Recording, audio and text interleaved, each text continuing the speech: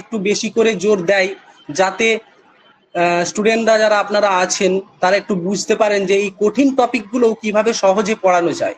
এর জন্য আমি তাদেরকেও অসংখ্য ধন্যবাদ জানাই যে এই ধরনের টপিক সিলেক্ট করার জন্য। তো যাই হোক, আমি বেশি কিছু বলছি না, একদম শুরু করে দিচ্ছি।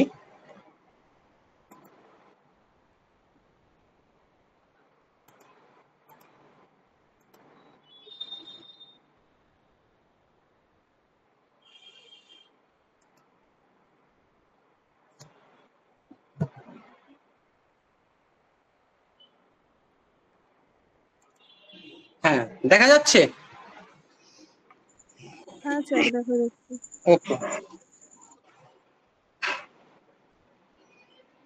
অর্থ সংগ্রহ লৌগাক্ষী ভাস্কর লিখেছেন।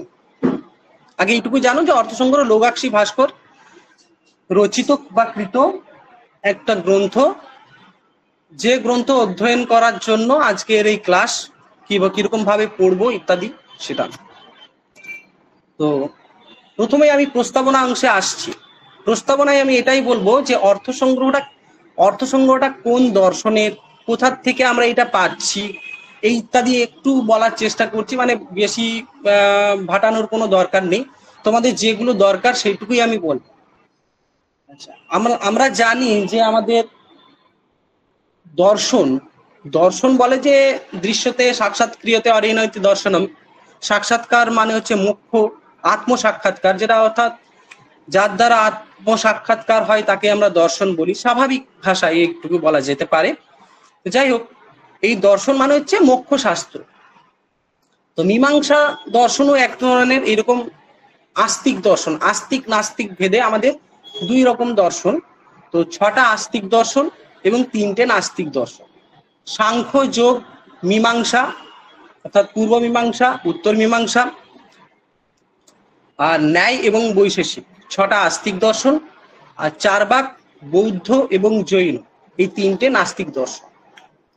এই মীমাংসা শাস্ত্র, একে আমরা চতুর্দশ বিদ্যা, তোমরা এটা পড়বে যাজ্ঞবল্ক্য স্মৃতিতে। চতুর্দশ যে বিদ্যা আছে, মূল যে চতুর্দশ বিদ্যা, তার মধ্যে যাজ্ঞবল্ক্য স্মৃতিতে বলা হয়েছে যে মীমাংসা শাস্ত্র এই চতুর্দশ বিদ্যার মধ্যে অন্তর্গত হয়। আচ্ছা, তাছাড়া আমরা ন্যায় মঞ্জরি, যারা পড়েছ MA তে ন্যায় বৈশেষিক স্পেশাল নিয়ে, তারা হয়তো জানো ন্যায় মঞ্জরিতেও একটা কোটেশন আছে যে অঙ্গানি বেদাশ্চত্বারো মীমাংসা ন্যায় বিস্তার ধর্মশাস্ত্রম পুরাণঞ্চ বিদ্যা হিয়েতাস চতুর্দশা। এখানে মীমাংসাকে ডাইরেক্ট বলা হয়েছে এই চতুর্দশ বিদ্যার মধ্যে অন্তর্গত মীমাংসা। আচ্ছা, মীমাংসা শব্দের ব্যুৎপত্তিটা আগে জানি। মীমাংসা শব্দ হচ্ছে বিচারার্থক মান ধাতু থেকে স্বার্থে সন প্রত্যয় করা হয়েছে। মীমাংসা শব্দের ব্যুৎপত্তি হয়েছে। এখানে আরো আছে, স্বার্থে সন প্রত্যয় করলাম, দিয়ে অপ্রত্যয় আছে, তারপরে স্ত্রীত্ব বিবক্ষায় অজাদ্যত স্টাপ, এই সূত্র অনুসারে টাপ প্রত্যয় করে মীমাংসা শব্দের ব্যুৎপত্তি হয়েছে। যাই হোক, এত ডিটেলসে যাওয়ার দরকার নেই। মোটামুটি বিচারার্থক মান ধাতু থেকে সন প্রত্যয় করে মীমাংসা শব্দের ব্যুৎপত্তি হয়েছে।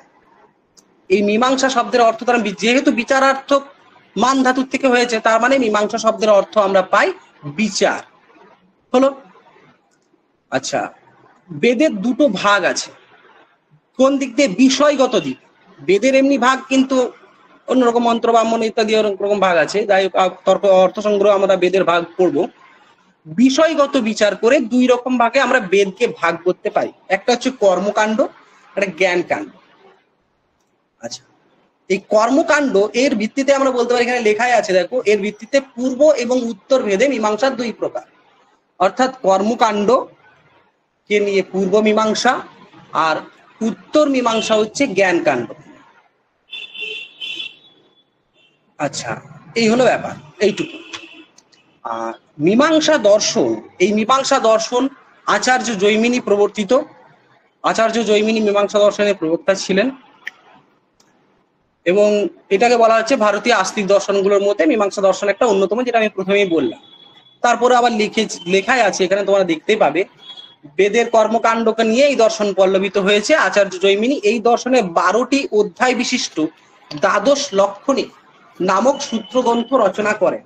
অর্থাৎ মীমাংসা যে আমরা সূত্রগ্রন্থ পাই তার নাম হচ্ছে দ্বাদশ লক্ষণী। দ্বাদশ লক্ষণী নামক সূত্র গ্রন্থ তিনি আমাদের আচার্য জৈমিনী লিখেছেন। এটা দ্বাদশ লক্ষণী কেন সেটা পরে বলবো, আবার আসবে পরে। আচ্ছা আচ্ছা এরপরে পূর্ব মীমাংসা যে সূত্র, অর্থাৎ এই দ্বাদশ লক্ষণী 12টা অধ্যায় বিশিষ্ট, যেহেতু তার জন্য একে আমরা দ্বাদশ লক্ষণী নাম বলছি। এই পূর্ব মীমাংসা সূত্রের উপরে ভাষ্য রচনা করেছিলেন সবর স্বামী। তার সেই ভাষ্যের নাম ছিল সাবর ভাষ্য। ঠিক আছে। এছাড়াও আমরা এই জৈমিনী সূত্রের উপরে ভর্তৃমিত্র, ভবদাস, হরি এবং উপবর্ষ এরা সব ভাষ্য রচনা করেছিলেন, কিন্তু তাদের ভাষ্য আজকে উপলব্ধ নয়, আমরা সেগুলো পাই না। মোটামুটি আমরা সাবর ভাষ্যকেই আমরা পাই মীমাংসা সূত্রের উপরে। আচ্ছা, এরপরে আসছি মীমাংসা সূত্রের অধিকরণ গ্রন্থ কি কি, এইগুলো জাস্ট মনে রাখবে, কারণ এখান থেকে কোশ্চেন আসে। এই যে শাস্ত্র দীপিকা কাল লেখা, অধিকরণ গ্রন্থ হচ্ছে পার্থ সারথী মিশ্র রচিত শাস্ত্র দীপিকা, মাধবাচার্যকৃত জৈমিনীয় মালা বিস্তর প্রভৃতি, আরো অনেক আছে, আমি কয়েকটা উদাহরণের জন্য তোমাদের বললাম। আর প্রকরণ গ্রন্থ, প্রকরণ গ্রন্থ প্রথমেই পাবো আমরা অপ্পৈ দীক্ষিতের বিধি রসায়ন, আপদেবের মীমাংসা ন্যায় প্রকাশ, লৌগাক্ষী ভাস্করের অর্থ সংগ্রহ যেটা আমাদের পাঠ্য এখন, খণ্ডদেবের ভাট্য দীপিকা, শালিকানাথের প্রকরণ পঞ্জিকা, ভবনাথের নয় বিবেক, বিবেক হয়ে গেছে ওটা বিবেক হবে, রামানুজের তন্ত্র রহস্য, আর নন্দীশ্বরের প্রভাকর বিজয়, এটা প্রকাকর হয়ে গেছে অ্যাকচুয়ালি, একটু কারেকশন করে নিও তোমরা, প্রভাকর বিজয়। আচ্ছা, এই হচ্ছে গ্রন্থগুলোর নাম। তো এইগুলো প্রকরণ গ্রন্থ। প্রকরণ গ্রন্থ আমরা কাকে বলি? স্বাভাবিকভাবে তোমরা এইটুকু বুঝে রাখো যে মূল দর্শনে প্রবেশের জন্য সহায়ক হয় যে গ্রন্থ তাকে আমরা বলি প্রকরণ গ্রন্থ। যেমন মীমাংসা দর্শনের ক্ষেত্রে এই যে এইগুলো আছে সব, অর্থ সংগ্রহ, বিধি রসায়ন, মীমাংসা ন্যায় প্রকাশ, এইগুলো। বেদান্ত দর্শনের ক্ষেত্রে আমরা পাই বেদান্ত সার, এরকম আমরা পাই আর কি। তো যাই হোক, এই আমাদের তার মানে কি হলো, অর্থ সংগ্রহটা প্রকরণ গ্রন্থ।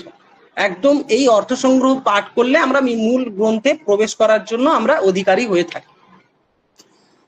আচ্ছা, আরেকটা জিনিস এখানে আমাদের ভূমিকা অংশে জেনে রাখা উচিত, সেটা হলো মীমাংসা দর্শনের দুটি মত বহুল প্রচলিত আছে। একটা হচ্ছে গুরুমত, আর একটা হচ্ছে ভাট্ট মত। এই দুটো মতে দুটো সম্প্রদায় বিভক্ত হয়ে গেছে। প্রভাকর মিশ্রের যে মত তাকে আমরা বলি গুরুমত বা প্রাভাকর মত, আর কুমারিল ভট্টের মতকে আমরা বলি ভাট্ট মত। কিন্তু এখানে ইন্টারেস্টিং বিষয়টা হলো, কুমারিল ভট্ট হচ্ছেন প্রভাকর মিশ্রের গুরু, কিন্তু আমরা প্রভাকর মিশ্রের মতকে গুরুমত বলে। কুমারিল ভট্ট হচ্ছে অ্যাকচুয়ালি গুরু। ঠিক আছে, কেন বলি এটা অন্য বিচার্য বিষয় পরে বলবো, সব আসছে, অনেক বিষয় আছে, সব আস্তে আস্তে আলোচনা হবে। যাই হোক, এইটুকু মোটামুটি আমরা জানলে বুঝতে পারি যে এখানে এইটুকুই বলা হলো যে মীমাংসা একটা শাস্ত্র, এই শাস্ত্রটা আস্তিক দর্শনের মধ্যে একটা অন্যতম শাস্ত্র। মীমাংসা মানে হচ্ছে বিচার। মীমাংসা দর্শনটা বেদের কর্মকাণ্ডের উপরে, বেদের কর্মকাণ্ডকে নিয়ে এই দর্শনটা পল্লবিত হয়েছে। মীমাংসা দর্শন জৈমিনী, আচার্য জৈমিনী লিখেছেন।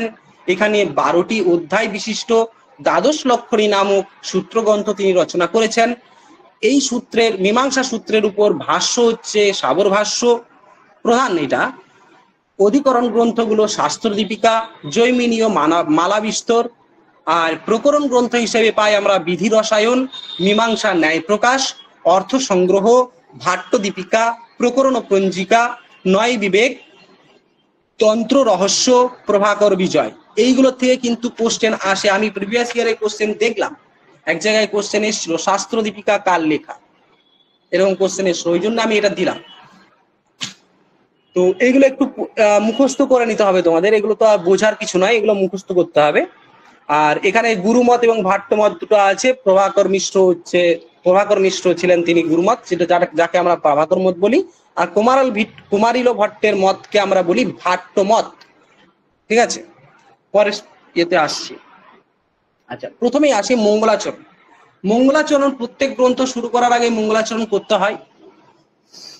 মঙ্গলম আচরণম মঙ্গলাচরণম আমাদের বেদেই আছে, সমাপ্তিকাম মঙ্গলম আচরেত।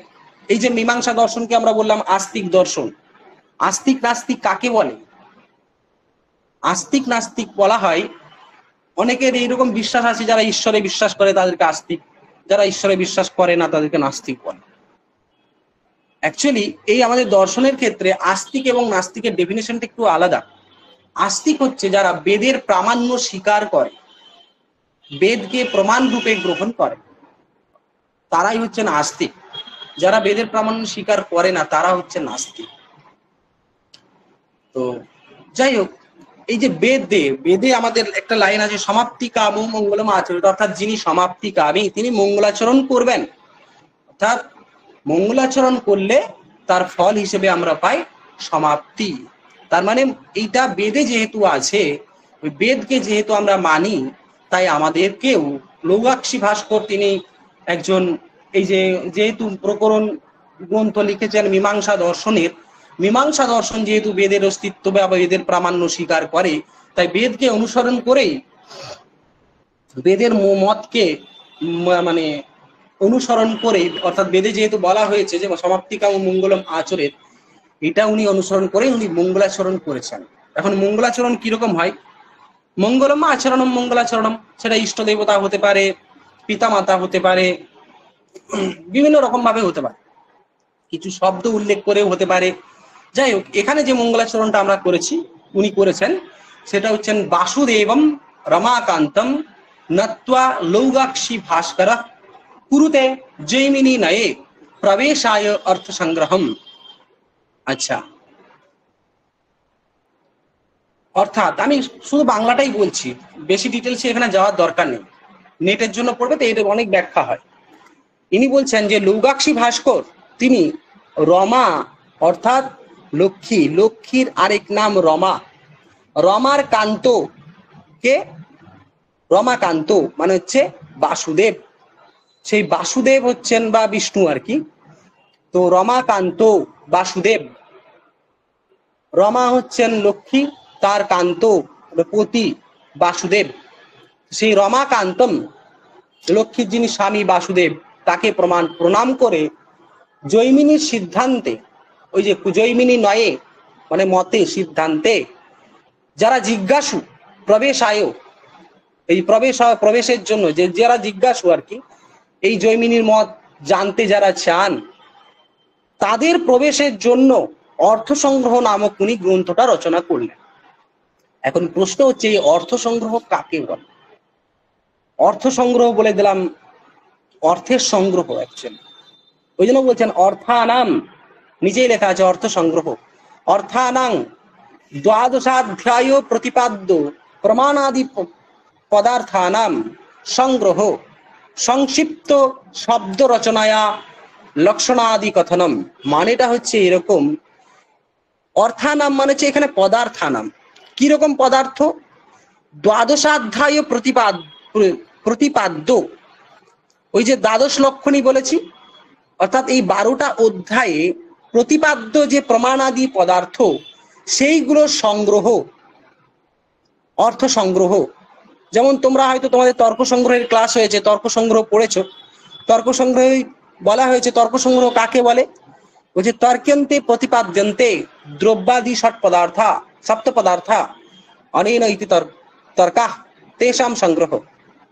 তাই না? দ্রব্য প্রভৃতি 7টা পদার্থ যেখানে প্রতিপাদিত হয় তাদের সংগ্রহ তর্ক সংগ্রহ। ঠিক একই রকমই এখানেও অর্থানাম সংগ্রহ মানে হচ্ছে পদার্থানাম। কি পদার্থ না, 12টি অধ্যায়ে প্রতিপাদিত যে প্রমাণাদি পদার্থ, সেইগুলো সংগ্রহ, এখানে হচ্ছে অর্থ সংগ্রহ। বোঝা গেল? কারো কোনো প্রশ্ন আছে এটাই? তারপর আরেকটি জিনিস বলবো। আচ্ছা, এই যে বলা হয়েছে বাসুদেবম রমাকান্তম, কেউ কেউ বলেন, কারো কারো মতে লৌগাক্ষী ভাস্করের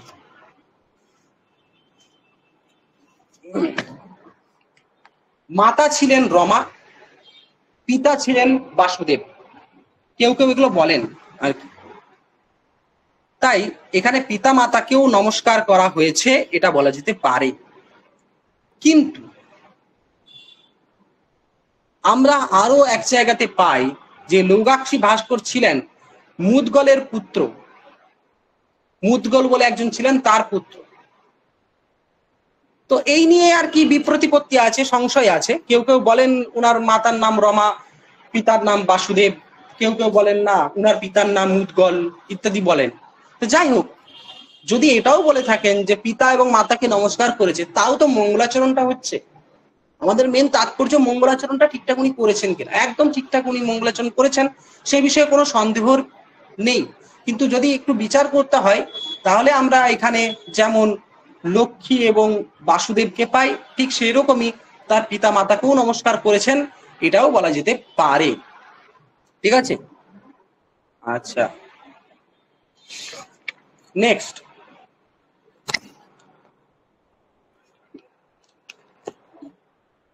এই মীমাংসা শাস্ত্রের কি প্রতিপাদ্য, এই অর্থ সংগ্রহে কি কি আলোচনা করা হয়েছে এইবারে আসছে। বলছেন যে জৈমিনী যে সূত্র রচনা করেছেন, দ্বাদশ লক্ষণী নামক যে গ্রন্থটি রচনা করেছেন, সেই দ্বাদশ লক্ষণী গ্রন্থের প্রথম সূত্র হচ্ছে অথাত ধর্ম জিজ্ঞাসা। আচ্ছা, সেই অর্থাৎ এই ধর্ম বিচারের জন্য উনি এই দ্বাদশ লক্ষণী রচনা করেছিলেন।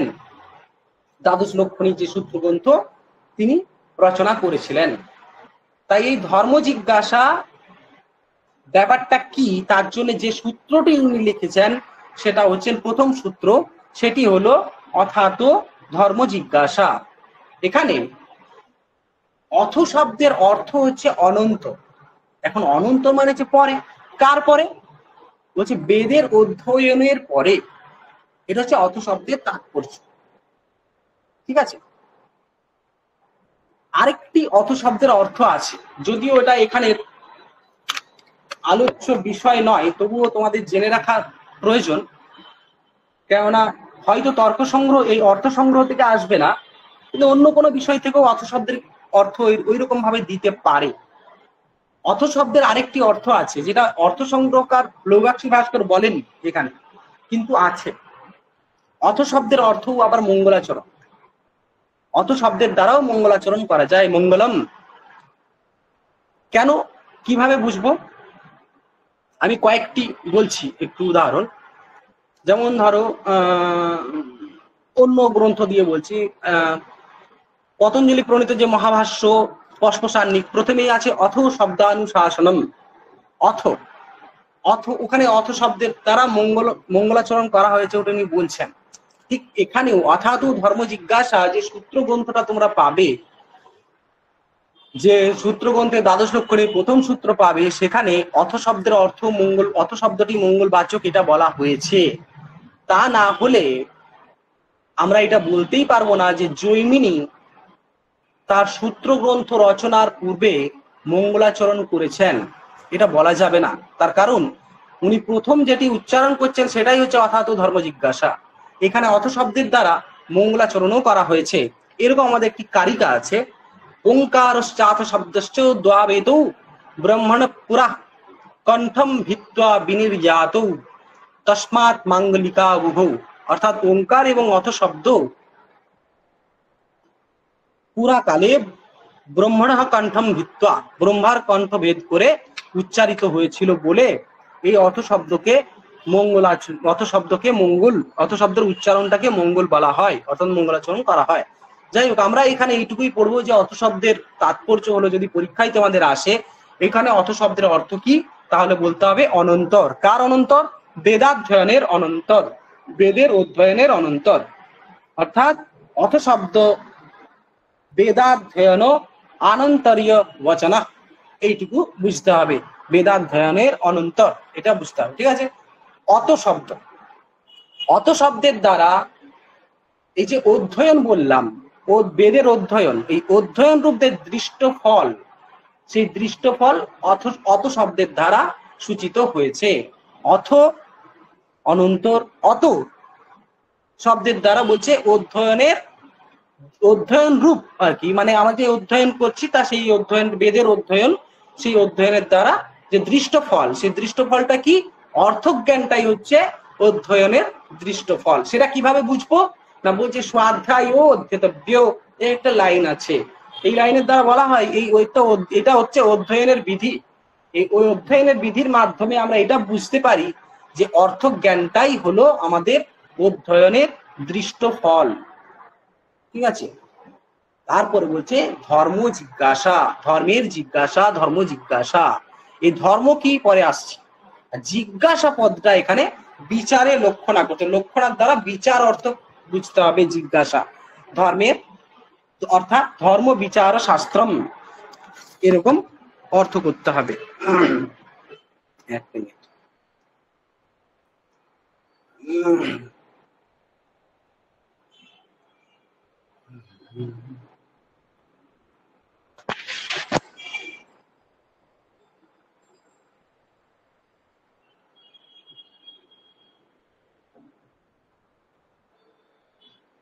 আচ্ছা,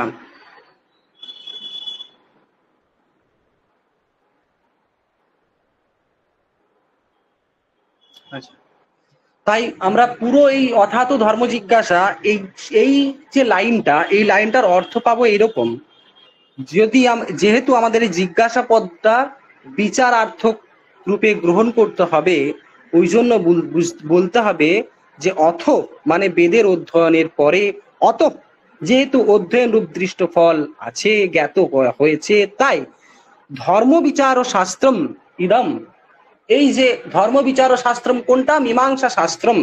ধর্ম বিচার ও শাস্ত্রম ইদম আরম্ভণীয়ম, আরম্ভ করতে হবে, এইটা বুঝতে হবে। ধর্ম জিজ্ঞাসা মানে হচ্ছে ধর্ম বিচার, ধর্ম বিচার আর কি। তাই এই ধর্ম বিচার শাস্ত্র এখানে আরম্ভ হচ্ছে, এটা আমাদের অর্থটা দাঁড়ালো। ঠিক আছে, আচ্ছা, এইখান থেকে কি আর কিছু প্রশ্ন আছে? নাহলে পরের স্লাইডে যাব। আচ্ছা, ঠিক আছে, নেই। আচ্ছা, এরপরে আসছি ধর্মের লক্ষণ। ধর্ম জিজ্ঞাসা অর্থাৎ ধর্ম জিজ্ঞাসা, এই ধর্ম জিজ্ঞাসা তো বললাম। এখন ধর্ম জিজ্ঞাসা পদে বিদ্যমান যে ধর্ম শব্দটা আছে, সেটার অর্থ কি, এটা প্রশ্ন।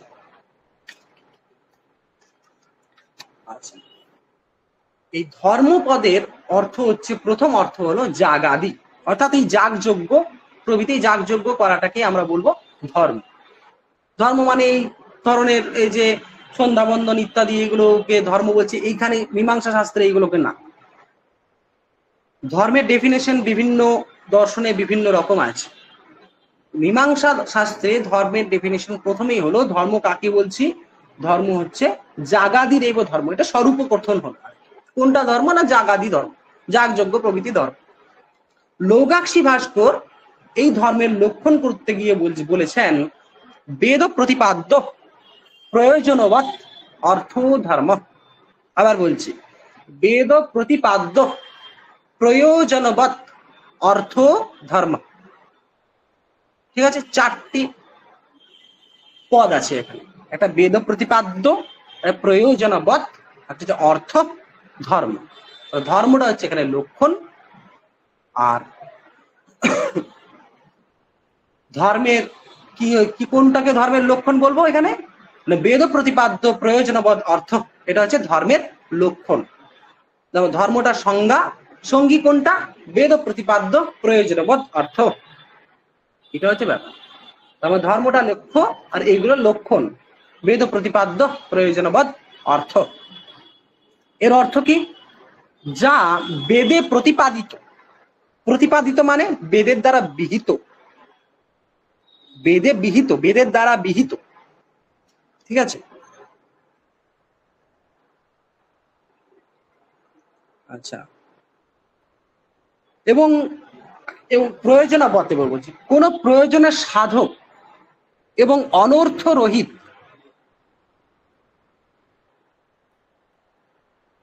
অর্থ মানে কি? অনর্থ রহিত মানে যেটা কোনো, দেখো অর্থ এবং অনর্থ এই দুটো ডিপেন্ড করে, এগুলো আপেক্ষিক না।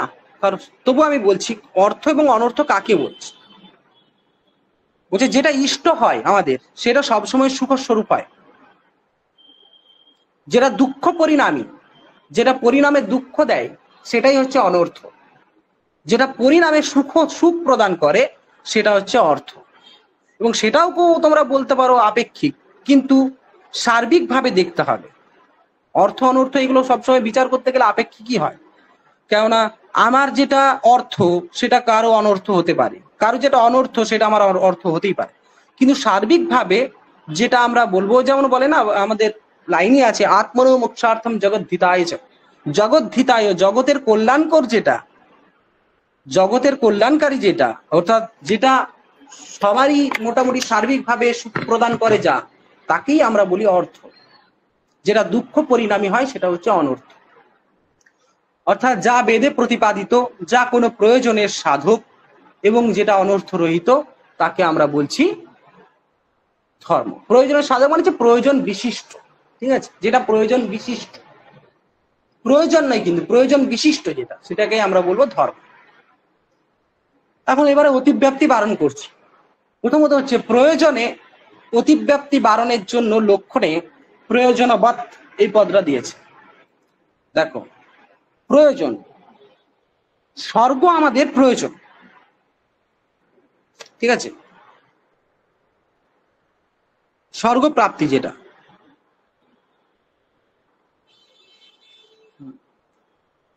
স্বর্গ প্রাপ্তিটা হচ্ছে প্রয়োজন। অর্থাৎ এই স্বর্গটাকে যাতে আমরা ধর্ম না বলি তার জন্য প্রয়োজন বৎ পদরা দেওয়া। স্বর্গটা প্রয়োজন, প্রয়োজন বিশিষ্ট না।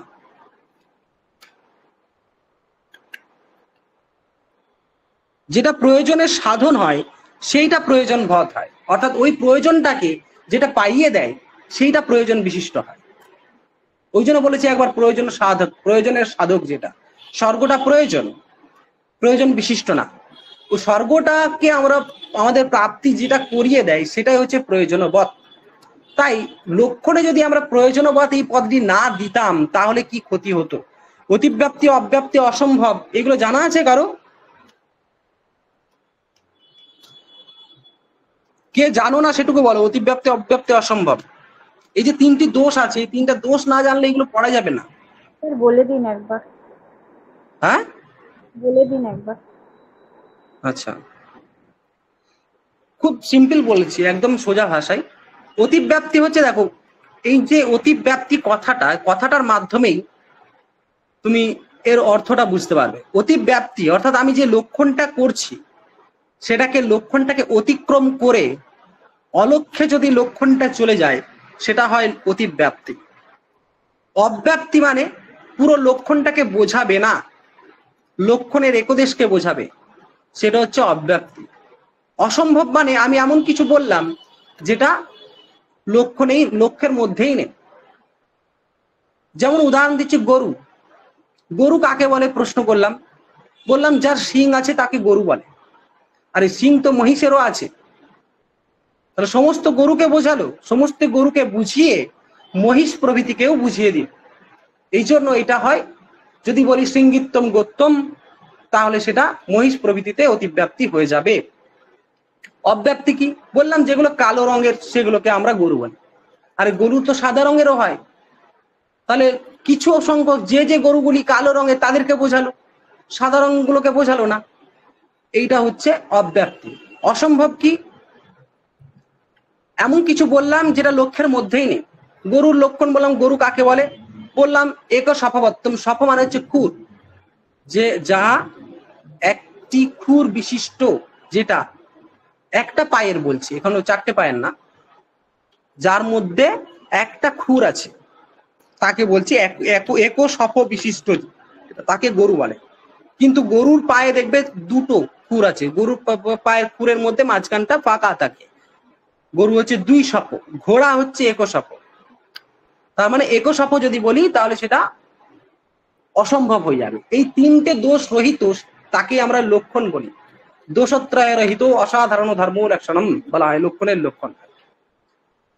তার মানে এখানে আমরা লক্ষণ করছি ধর্ম কাকে বলে, তাহলে ধর্মকে কাকে বলে আমাদের যদি জানতে হয়, তাহলে ধর্মকে আমাদের এরকম কোথায় অতিব্যাপ্তি অব্যাপ্তি হয়ে যাচ্ছে সেগুলো আমাদের দেখাতে হবে।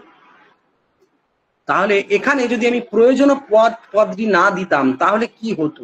বলতাম যেটা বেদ প্রতিপাদ্য তাকে আমরা ধর্ম বলি।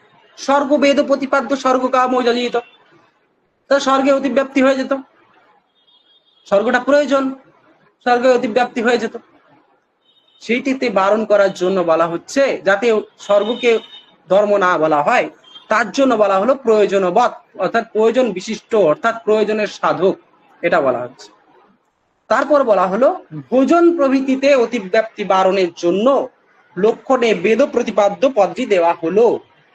আমি যদি বলি শুধু যেটা প্রয়োজনবৎ অর্থ ধর্ম, এইটুকু যদি বলতাম, যেটি প্রয়োজনের সাধক, ভোজন, ভোজন আমরা গ্রহণ করলে আমাদের ক্ষুধা নিবৃত্তি হয়, ক্ষুধা নিবৃত্তিটা আমাদের প্রয়োজন, এবং ভোজনের দ্বারা আমাদের ক্ষুধা নিবৃত্তি হয়। তাহলে প্রয়োজনবৎ অর্থ ধর্ম, এইটা যেটা বলি রাগা আমাদের ভোজন গ্রহণ করতে হয় আর কি ক্ষুধা নিবৃত্তির জন্য, সেটা প্রয়োজনবৎ অর্থ ধর্ম যদি এইটুকু আমরা বলি তাহলে ভোজনে অতিব্যাপ্তি হয়ে যাবে। তার জন্য বলা হলো যে ভোজন ইত্যাদি রাগপ্রাপ্ত বিষয়ে, অর্থাৎ আমাদের এই যে রাগাদিত্ব নেবে প্রাপ্ত, মানে হচ্ছে ভোজন প্রভৃতি আমরা আমাদের ক্ষুধা নিবৃত্তির জন্য আমাদের কোন একটা কারণে আমাদের ইচ্ছা ইয়েতে আমরা ভোজন প্রভৃতি গ্রহণ করি, তো এগুলোতে অতিব্যাপ্তি বারণের জন্য লক্ষণে বেদ প্রতিপাদ্য পদটি দেওয়া হলো। কেন না ভোজনটি বেদ প্রতিপাদ্য নয়, ভোজন তুমি ভোজন গ্রহণ করবে এটা বেদে বলে দেয়নি, কিন্তু বেদ ভোজনটা প্রয়োজনবৎ, ভোজনটা অর্থ, এটা ঠিক আছে, কিন্তু ভোজনটা বেদ প্রতিপাদ্য নয়। তাই ভোজন প্রভৃতিতে যাতে অতিব্যাপ্তি না হয় তার জন্য লক্ষণে আমাদের দেওয়া হচ্ছে বেদ প্রতিপাদ্য এই পদটা।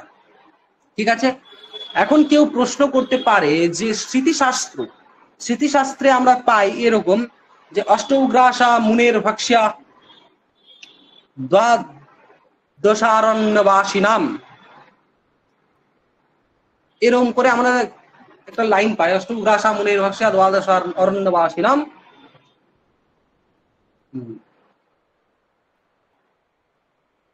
এটা মিউট হয়ে গেল কেন রে?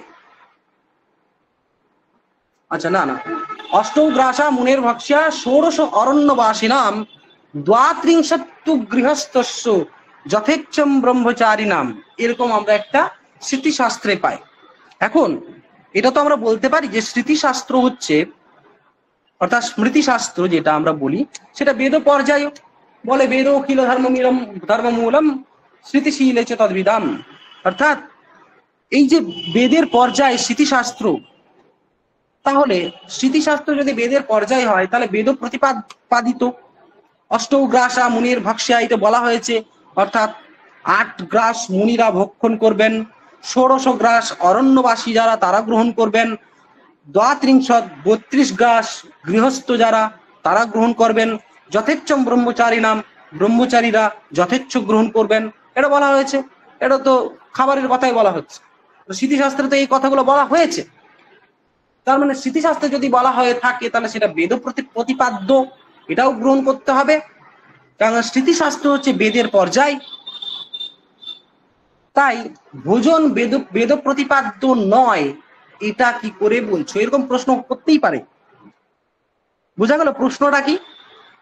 স্মৃতিশাস্ত্রে এরকম বলা হয়েছে যে ভোজনটা হলো ভোজনের প্রসঙ্গে বলা হয়েছে, অষ্টগ্রাসা মুনির ভক্ষ্যা ইত্যাদি ইত্যাদি বলা হলো।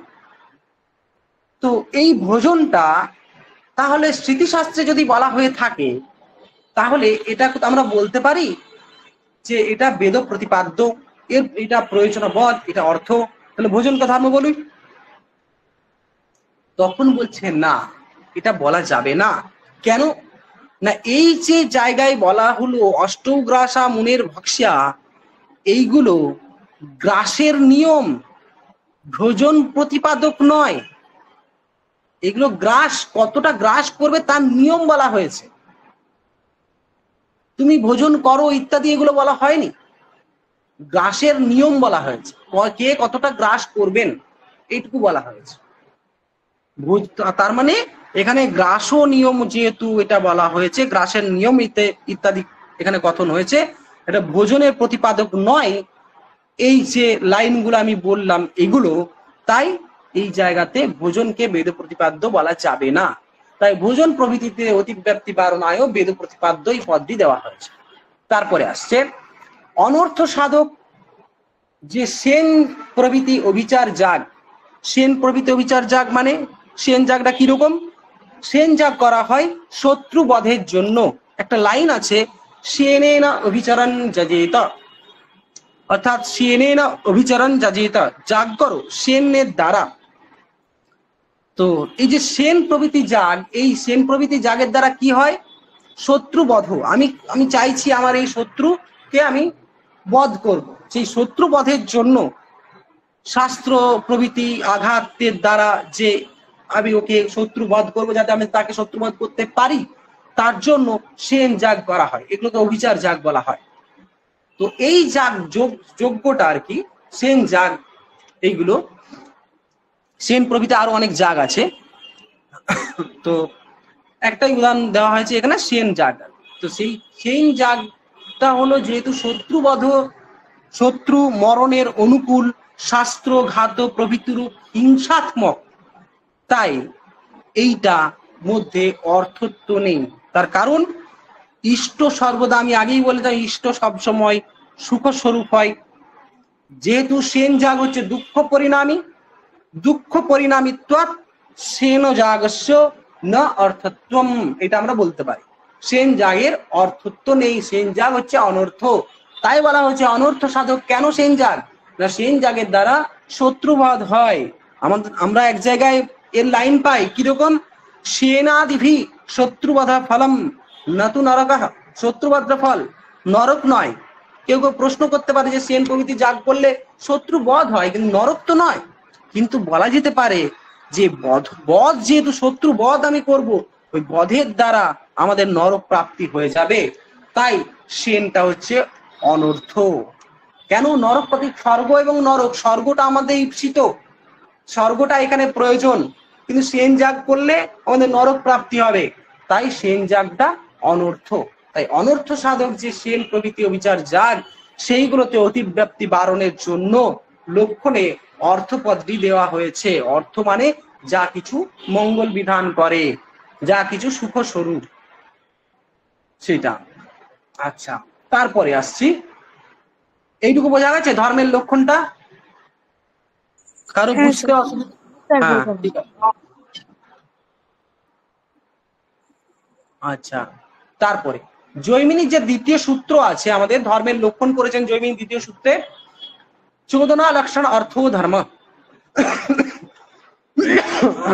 এখন বলছে যে চোদনা লক্ষণ অর্থ ধর্ম, যে এরকম ধর্ম লক্ষণ করলেন, তাহলে আর লোকাক্ষী ভাস্কর একটা ধর্ম লক্ষণ করলেন বেদ প্রতিপাদ্য প্রয়োজন অর্থ ধর্ম, তাহলে এই দুটোর মধ্যে কি মিল আছে, না এটা লক্ষণের বিরোধ হয়ে গেল? তখন বলছে না, মিল আছে। চোদনা বলতে এখানে বিধিকে বোঝায়, আর চোদনা বলতে বেদকে বোঝায়। অ্যাকচুয়ালি চোদনা বলতে বিধিকে বোঝায়, কিন্তু এখানে বিধি মানে হচ্ছে বেদ পড়ো আর কি, অ্যাকচুয়ালি বেদই বিধান করে। এখানে চোদনা বলতে বেদকে বোঝাচ্ছি, তার দ্বারাই বোঝাচ্ছে যে বেদের ধর্মেই তাৎপর্য, অর্থাৎ বেদ ধর্মই প্রতিপাদন করে। কেন এখানে বলছি যে চোদনা পদস্য বিধি রূপ একদেশ পরত্বাদ, এই যে যদি এরকম প্রশ্ন করি যে চোদনা লক্ষণ অর্থ ধর্ম, এই যে লক্ষণটা উনি ধর্মের লক্ষণ দ্বিতীয় সূত্রে করেছেন, আর লোকাক্ষী ভাস্কর বেদ প্রতিপাদ্য প্রয়োজনবোধ অর্থ ধর্ম ইনি করলেন, তাহলে কি সূত্র যে লক্ষণ করলেন তার সাথে বিরোধ হয়ে গেল? বলছে না, চোদনা শব্দস্য বেদ মাত্র পরত্বা, চোদনা পদের অর্থ এখানে হচ্ছে বেদ, বিধি এরকম বলা যাবে না। যদিও বিধিকে বেদেরকে ইয়ে করা যায়, বেদের আরেক ভাগ আছে, আমাদের বিধি মন্ত্র এরকম করে ভাগ আছে, কিন্তু এখানে ডাইরেক্ট আমরা বলবো চোদনা পদের অর্থ হচ্ছে বেদ, আর সম্পূর্ণ বেদই ধর্মের তাৎপর্য থাকে, অর্থাৎ বেদ ধর্ম প্রতিপাদন করে থাকে। আচ্ছা,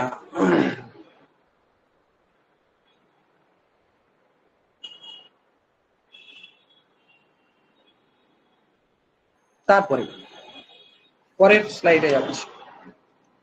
আচ্ছা, এরপরে আসছি যজিত স্বর্গ কাম। কিভাবে প্রসঙ্গটা এলো না, ওই যে বললাম যে স্বর্গ ধর্ম কাকে বলছি, ধর্মের লক্ষণ বললাম। উনি প্রথমে বলেছেন ধর্ম হচ্ছে জাগাদি। আর এই জাগাদি ধর্ম, তারপরে এই জাগাদিটার জন্য কি কি কিভাবে আমরা বুঝবো যে যাগ যজ্ঞ ইত্যাদি করতে হবে। তখন বলছে বেদ, বেদও প্রতিপাদ্য, তো বেদ তো প্রতিপাদন করবে, বেদ বলবে তো যে যাগ করো। তো বেদে একটি লাইন আছে যজিত স্বর্গ কাম, এই বাক্যের দ্বারা ওই যে বলছে দেখ এখানে লেখাই আছে ধর্মের স্বরূপ বলে জাগাদিকে স্বীকার করা হয়েছে। জাগাদি হচ্ছে ধর্মের স্বরূপ। এই জাগাদি যজিত স্বর্গকাম ইত্যাদি শ্রুতি বাক্যের দ্বারা, অর্থাৎ স্বর্গকামনাই যজ্ঞ করবে। যজিত স্বর্গকাম মানে কি, স্বর্গকামনাই যজ্ঞ করবে ইত্যাদি বাক্য দ্বারা স্বর্গপ্রাপ্তির, আবার স্বগ্র হয়ে গেছে, স্বর্গপ্রাপ্তির উদ্দেশ্যে স্বর্গকাম পুরুষের প্রতি বিহিত হয়। স্বর্গপ্রাপ্তি অর্থাৎ স্বর্গপ্রাপ্তির উদ্দেশ্যে যিনি স্বর্গকামী পুরুষ তার প্রতি এটা বিধান করা হয়েছে। অর্থাৎ এটা বলা যেতে পারে যে যজিত স্বর্গকাম যখনই বেদ বলছে, এর দ্বারা আমরা বুঝবো যে স্বর্গম উদ্দেশ্য, স্বর্গপ্রাপ্তি এবং স্বর্গটা আমাদের মূল লক্ষ্য। পুরুষম প্রতিবিধীয়তে, এই বাক্যটা পুরুষ, যিনি স্বর্গকামী পুরুষ তিনি যজ্ঞ করবেন, যজ্ঞ করলে স্বর্গপ্রাপ্তি তার হবে। এটা হচ্ছে পাতি বাংলা। এখন প্রশ্ন হলো এই যে যজিত বললাম, এই যজিত এটা খুব ইন্টারেস্টিং। এখান থেকে কিন্তু খুব ভালো করে শুনবে তোমরা। এতদিন পর্যন্ত, এতক্ষণ পর্যন্ত যেটুকু বললাম এটা তোমরা পড়লেও বুঝতে পারবে। এই জায়গা থেকে কিন্তু একটা বোঝার বিষয় আছে, এইটা বুঝে গেলে তোমাদের কোনো কিছু আটকানোর কথা না। যাই হোক, এই যে যজিত বলা হয়েছে, এই যজিতটাকে আমরা ভাঙবো প্রথমে। কি আছে, যজ ধাতু ত প্রত্যয়। ডান দিকে দেখো ইয়ে করা আছে, আমার চার্ট করা আছে, আর এখানে লেখাও আছে। দুটো আছে, একটা যজ ধাতু এবং ত প্রত্যয়। এই ত প্রত্যয়ের আপনার দুটো অংশ, একটা হচ্ছে আখ্যাত আর একটা লিঙ্কত। আখ্যাত আর লিঙ্কত। আখ্যাত হচ্ছে 10টা লকারকেই বোঝায়। আখ্যাত বলতে আমরা 10টা লকারকেই বলি। আর লিঙ্ক মানে শুধু লিঙ্ককেই বলি, তাই না? তো তাহলে এরকম কেন না, বলছে যে এই আখ্যাত মানে হচ্ছে ক্রিয়ার কাজ আর কি, ক্রিয়া। এখানে ভাব প্রধানম, আমাদের এইটা পড়েছি নিরুক্তে, তোমরা পড়বে যে ভাব প্রধানম আখ্যাতম। ভাব মানে হচ্ছে ক্রিয়া, ক্রিয়া প্রধান হচ্ছে আখ্যাতের অর্থ। তো যাই হোক, আখ্যাত হচ্ছে 10 লকারও সাধারণ, 10টা লকারকেই বোঝাবে যেহেতু ক্রিয়ার প্রশ্ন। আর লিঙ্ক যদি বলি তাহলে লিঙ্ক তো মানে হচ্ছে শুধু লিঙ্ককেই বোঝাবে। এইটুকু আগে জেনে রাখো, তারপরে এর পরের প্রসঙ্গে ডিটেলসে সব আসবে। আখ্যাত বলতে 10টা লকারকে বোঝাবে, লিঙ্ক বলতে শুধু লিঙ্ককেই, লিঙ্ক তো মানে হচ্ছে শুধু লিঙ্ককেই বোঝাবে। এই দুটো অংশের দ্বারা অর্থাৎ মীমাংসা শাস্ত্রের, পূর্ব মীমাংসা শাস্ত্রের মূল যে এখন এই যে সব থেকে একটা মুখ্য বিষয় বলা যেতে পারে ভাবনা, অর্থাৎ মীমাংসকরা ভাবনা মুখ্য বিশেষজ্ঞ শব্দবোধ স্বীকার করে। এই আখ্যাত এবং লিঙ্ক, এই দুটোর দ্বারা ভাবনা সূচিত হয়। বোঝা গেল? যজিতকে আমরা 2 ভাগে ভাগ করছি, যজ ধাতু ত প্রত্যয়। ত প্রত্যয়কে 2 ভাগে ভাগ করব, আখ্যাত এবং লিঙ্ক। আখ্যাত মানে হচ্ছে 10টা লকারকে বোঝায়, লিঙ্ক মানে শুধু লিঙ্ককেই বোঝাবে। এইটুকু আশা করি বোঝা গেছে। পরের স্লাইডে আস। এই যে বললাম, এখানে বলা হয়েছে আখ্যাত এবং লিঙ্ক এই দুটোর দ্বারা ভাবনা সূচিত হয়, সেই ভাবনা কাকে বলে? চলে ভাবনা।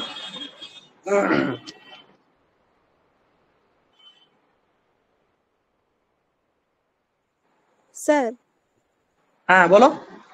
বলছি স্যার আপনি যে লিঙ্ক তো বললেন, ওটা কি বিধি লিঙ্গ আর আসল লিঙ্গ দুটোকেই বোঝাচ্ছে? না না, এখানে বিধি, বিধি বিধি, আসল লিঙ্গ বোঝাবে। এখানে বিধি, বিধি অ্যাকচুয়ালি প্রেরণা আসবে। আচ্ছা, ভাবনা। ভাবনা হচ্ছে, ভাবনা মানে হচ্ছে অনেক কিছু ভাবছি, বিশাল একটা ভাবনা করছি বা মনে মনে ভেবে যাচ্ছি, এইরকম ভাবনা এখানে না। এটা একটা পারিভাষিক শব্দ। পারিভাষিক শব্দ, প্রত্যেক দর্শনে কিছু কিছু পারিভাষিক শব্দ আছে। এই ভাবনাটাও এই দর্শনের একটা পারিভাষিক শব্দ। এই ভাবনাটা কাকে বলে? ভাবনা হচ্ছে একটা কর্তার ব্যাপার। এইটুকু প্রথমে জেনে রাখো, ভাবনা হলো কর্তার ব্যাপার। ব্যাপারটা কি? ব্যাপার মানে হচ্ছে প্রযত্ন, ক্রিয়া, যেটা করছি।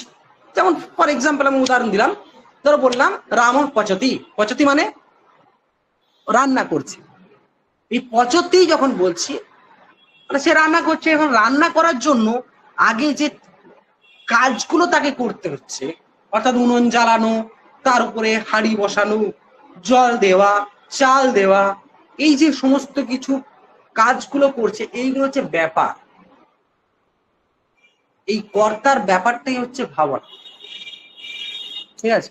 বাংলা অর্থে বলা যায় যা উৎপন্ন হবে, অর্থাৎ আমি যেটা উৎপন্ন করতে চলেছি সেটার উৎপত্তির অনুকূল, ওইটা উৎপত্তির জন্য আর কি, উৎপত্তির অনুকূল উৎপাদকের, যিনি উৎপাদন করছেন অর্থাৎ কর্তার ব্যাপার হচ্ছে ভাবনা। বুঝে নাও আর একবার, যা উৎপন্ন হবে, এখন হয়নি, ভবিতা আর কি, ভবিতা হবে। লুট লকারে হয় ভবিতা, অর্থাৎ হবে এখন, একদম নিয়ারেস্ট ভবিষ্যৎ, যেটা যেটা উৎপন্ন হবে সেই তার উৎপত্তির অনুকূল উৎপাদকের, যিনি উৎপাদন করছেন অর্থাৎ কর্তার ব্যাপার হচ্ছে ভাবনা। উদাহরণ দিয়ে বলা যায়। আচ্ছা, লৌগাক্ষী ভাস্কর এই ভাবনার লক্ষণ করতে গিয়ে উনি বলেছেন ভবিতু ভাবনানুকূল ভাবয়িতু ব্যাপার বিশেষ। ভবিতু ভাবনানুকূল ভাবয়িতু ব্যাপার বিশেষ। ভবিতু, ভবিতা শব্দ, তার ষষ্ঠীর এক বচন। ঠিক আছে? অর্থাৎ যেটা উৎপন্ন হবে তার ষষ্ঠীর এক বচন ভবিতা শব্দ। ভবিত্রী শব্দ, অ্যাকচুয়ালি ভবিত্রী শব্দ, সেটা প্রথমার এক বচন ভবিতা হয়, তার ষষ্ঠীর এক বচন ভবিতু। যেমন পিতৃ, পিতু হয়, ঠিক সেরকম ভবিতু, অর্থাৎ যেটা উৎপন্ন হবে তার, যেটাকে আমরা উৎপন্ন করতে চলেছি তার। ভবনানুকূল, ভবন মানে হচ্ছে উৎপত্তি, সেই উৎপত্তির অনুকূল। ভাবয়িতু, এটা ওই ভাবয়িত্রী ছিল অ্যাকচুয়ালি, পিতৃ শব্দ, এরকম পিতৃর মতো আর কি, ভাবয়িত্রী। সেই ভাবয়িত্রীর ষষ্ঠীর এক বচন ভাবয়িতু, মানে উৎপাদয়িতার। ঠিক আছে? যেটা উৎপন্ন হবে সেই উৎপাদয়িতা, যে অর্থাৎ সরি উৎপাদকের, যিনি উৎপাদন করছেন সেই উৎপাদকের অর্থাৎ কর্তার ব্যাপার বিশেষ। অ্যাকচুয়ালি উৎপাদকের নয়, এটা উৎপাদয়িতার বলা যেতে পারে। উৎপাদয়িতা, উৎপাদয়িতা মানে উৎপাদক। ঠিক আছে? উৎপাদয়িতার আমি ঠিকই বলতেন, ভাবয়িতু যেটা এড়িয়ে চলছে, তো উৎপাদয়িতার, যিনি উৎপাদন করছেন আর কি, অর্থাৎ কর্তা ব্যাপার বিশেষ হচ্ছে ভাবনা। এখানে সিম্পল একটা লৌকিক উদাহরণ দেওয়া হয়েছে কি, যেমন দেবদত্ত ভাত রান্না করছে। এখানে ভাত রান্না করাটা, ভাত হচ্ছে ভবিতা, অর্থাৎ ভাতটা উৎপন্ন হবে, সেই ভাত উৎপত্তির অনুকূল, অর্থাৎ ওই উৎপত্তির জন্য প্রয়োজন। দেবদত্ত হচ্ছে কর্তা এখানে, অর্থাৎ দেবদত্ত এখানে উৎপাদয়িতা। ওই দেবদত্তের ব্যাপার সমূহ হচ্ছে ভাবনা।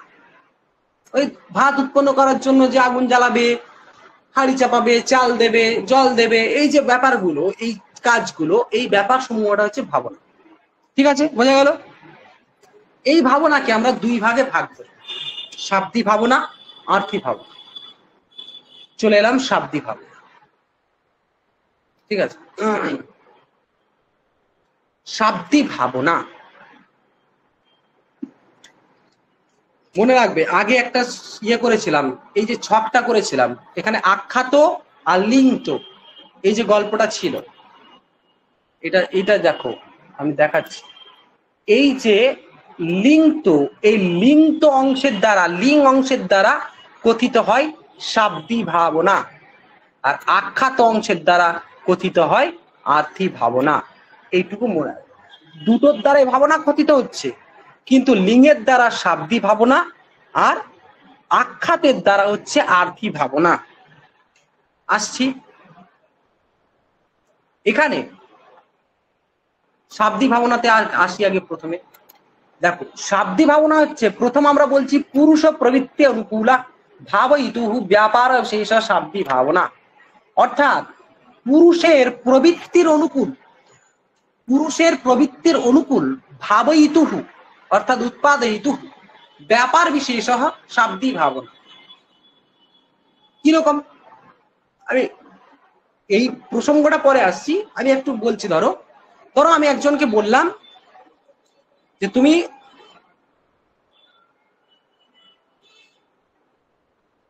ঘট নিয়ে আসো, ঘট পট দিয়ে উদাহরণ দেয় তো, বা বই খাতা পেন ইত্যাদি নিয়ে আসো, বা বললাম তুমি পড়তে এসছো, তোমার তো পেনটা নিয়ে আসা উচিত, তোমার প্রত্যেকদিন পেন নিয়ে আসা উচিত। এই যে বললাম পেন নিয়ে আসা উচিত, এই আসা উচিত, বা বললাম জল নিয়ে আসো, জল আনো, অমুককে বললাম যে রাম তুমি জল আনো, আনো মানে হচ্ছে অ্যাকচুয়ালি এখানে লোট হয়, কিন্তু লোট অর্থে লিঙ্গ অর্থে লোট বলা যেতেই পারে। আনয়েতই বললাম, লিঙ্গ বললাম যে রাম জলম আনয়েত, রাম জলম আনয়েত, আমি এই কথাটি প্রয়োগ করলাম। এই কথা, আমার এই কথাটি শুনে রাম কি করলো, জল নিয়ে এলো। কেন নিয়ে এলো, আমি ওই যে আনয়েত বললাম ওখানে লিঙ্গ লকার প্রয়োগ করেছি, বিধি লিঙ্গ। বিধি মানে তাকে আমি প্রেরিত করছি কাজে, কাজে প্রেরিত করছি বিধির দ্বারা, ওইখানে বিধান, ওই যে লিঙ্গের দ্বারা প্রবর্তিত হয় কাজে। লিঙ্গ শ্রবণের দ্বারাই রাম বুঝতে পারলো যে আমাকে তাহলে তো জল আনতে হবে, আমাকে জল নিয়ে আসতে হবে, সে জল নিয়ে এলো।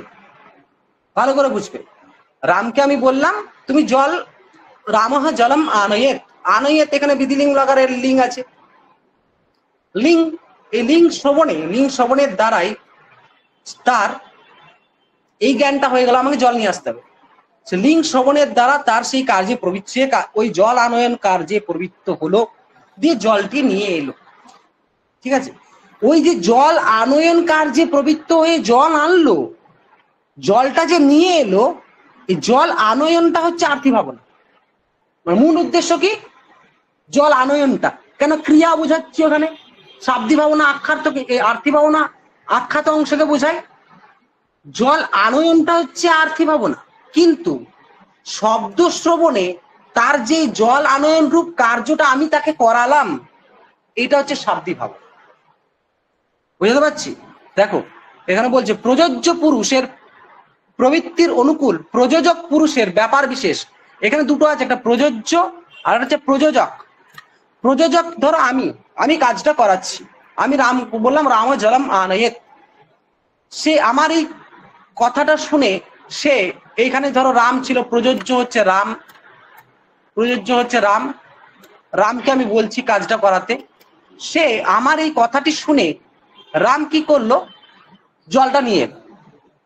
তাহলে এই ওই জন্য বলছে প্রযোজক পুরুষের যে ব্যাপার বিশেষ, আমি যে কাজটা করাচ্ছি আমার বিষয় ব্যাপার বিশেষটা হচ্ছে শাব্দিক ভাবনা, আর আমি একসাথে আর্থিক ভাবনাটা এখানেই বলে দিচ্ছি, শুনে নেবে ভালো করে, তাহলে বুঝতে সুবিধা হবে। আর রাম যে কাজটা করলো, রামের যে ব্যাপারটা সেটা হচ্ছে আর্থিক ভাবনা। ভাবনা খুবই সোজা, অর্থ সংগ্রহে সবাই ভাবনাকে খুব কঠিন রূপে ভাবে তাই, কিন্তু ভাবনা খুবই সোজা। আমি যে কাজটা করালাম, আমি শব্দটা উচ্চারণ করলাম, আমার শব্দটা শুনে রাম কাজে প্রবর্তিত হয়ে জলটা নিয়ে এলো, আমি তার মানে আমি কাজটা করালাম। এই যে প্রযোজক যিনি, আমার ব্যাপারটা অর্থাৎ আমি প্রযোজক, আমার ব্যাপারটা, আমার যে মানসিক অভিপ্রায় বিশেষ বা আমি যে উচ্চারণ করলাম শব্দটা, এই শব্দটা শুনে সে কাজে প্রবৃত্ত হলো, এই আমার ব্যাপারটা হচ্ছে শাব্দিক ভাবনা। ঠিক আছে, আগে শাব্দিক ভাবনাটা বুঝি দিয়ে আর্থিক ভাবনাটা আসছে। আচ্ছা এখানে দেখো আছে যথেত পদে বিদ্যমান লিঙ্গ অংশের দ্বারা শাব্দিক ভাবনা কথিত হয়। এই যে লিঙ্গ অংশের দ্বারা, লিঙ্গ শ্রবণেই সে কার্যে প্রবৃত্ত হচ্ছে, তা লিঙ্গ অংশের দ্বারা শাব্দিক ভাবনা কথিত হয়। লিঙ্গ শব্দ দ্বারা যেহেতু কার্যে প্রবৃত্ত হচ্ছে তাই এটা শাব্দিক ভাবনা। লিঙ্গ এর শ্রবণ হলেই ইনি আমাকে প্রবৃত্ত করাতে চেষ্টা করছেন এটা বোঝা যায়। লিঙ্গ শ্রবণের দ্বারাই এটা বোঝা যায় যে ইনি আমাকে এটা করতে বলছেন। ঠিক আছে, এই শাব্দিক ভাবনা লৌকিক বাক্য হচ্ছে পুরুষনিষ্ঠ, বৈদিক বাক্য হচ্ছে লিঙ্গাদি শব্দনিষ্ঠ। বৈদিক বাক্যে যেহেতু কোনো পুরুষ নেই তার জন্য বললাম ওই যে যদিত স্বর্গকাম, এটা শুনে স্বর্গকামী যিনি তিনি এই লিঙ্গ শোভনের দ্বারা স্বর্গ যাগযজ্ঞ করতে বসলেন। এই যে এর অভিপ্রায় বিশেষ বৈদিক বাক্যে যে বাক্যটার যেটা অভিপ্রায় মানে বাক্যটার যে ব্যাপার বিশেষ, বৈদিক বাক্যটা তো প্রবর্তিত করলো। বৈদিক লৌকিক বাক্যে পুরুষনিষ্ঠ, কেন লৌকিক বাক্যে পুরুষ নিজে যিনি পুরুষ আছেন, পুরুষ যে বাক্যটা বলছে যে জলম আনয়েত, আমি জলম আনয়েত বললাম, আমি একজন লৌকিক পুরুষ, আমার ব্যাপার বিশেষ। আর বৈদিক বাক্যে তো পুরুষ নেই, বেদ তো অপুরুষে, তাই সেখানে লিঙ্গাদি শব্দনিষ্ঠ, অর্থাৎ যদি এখানে তনিষ্ঠ, এটা বুঝতে হবে। তাই একে আমরা শাব্দিক ভাবনা বলছি। শাব্দিক ভাবনা তিনটে অংশ আছে, কি কি? সাধ্য, সাধন, ইতি কর্তব্যতা। ঠিক আছে, সাধ্য মানে কি? যেটা আমরা সাধন করতে চলেছি। সাধন মানে কি? যার দ্বারা আমরা সাধন করতে চলেছি, যার দ্বারা করব। ইতি কর্তব্যতা মানে কি? যা কিভাবে তোরা কেউ করতে চাইলো না, তখন তাকে আমি কিভাবে তাকে একটু হোয়াইট ওয়াশ করে তাকে মানে কনভিন্স করিয়ে করাবো কাজটা, সেটা হচ্ছে ইতি কর্তব্যতার পাঠ। সাধ্য হচ্ছে কিং ভাবেত, কি উৎপন্ন হবে। সাধন হচ্ছে কেন, কার দ্বারা। ইতি কর্তব্যতা হচ্ছে কথম, এখানে কথমটা উঠে নি আর কি, এটা এখানে ব্র্যাকেটে ছিল কথম ভাবেত, ক এটা লেখা যাচ্ছে না, যাই কথম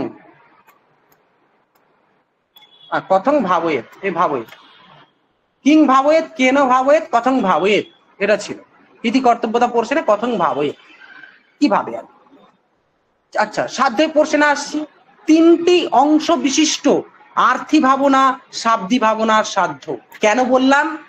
তার কারণ এখানেই কেন আর্থি ভাবনাটাকে বলছি, তার কারণ ওই যে আমি বললাম যে রামহ জলম আনয়েত, আনয়েত আমি যখন বলছি আমার এই আনয়েত লিঙ্গ শ্রবণে রাম কার্যে প্রবর্তিত হলো, তাই আমি কাজটা যখন করালাম, আমি করাচ্ছি বলে এই প্রযোজক, আমি হচ্ছি প্রযোজক, এই প্রযোজকের ব্যাপার বিশেষ হচ্ছে শাব্দিক ভাবনা। কিন্তু প্রযোজ্য যে রাম, রাম যে কাজটি করছে সেটা হচ্ছে আর্থি ভাবনা। অর্থাৎ আমার সাধ্যটা কি, আমি কি করতে চাইছি? জল আনয়ন করাতে চাইছি। কোনটা কি আমার কাজটা কি? জল আনয়ন করান, জলানয়ন ক্রিয়া, এটা আমার সাধ্য।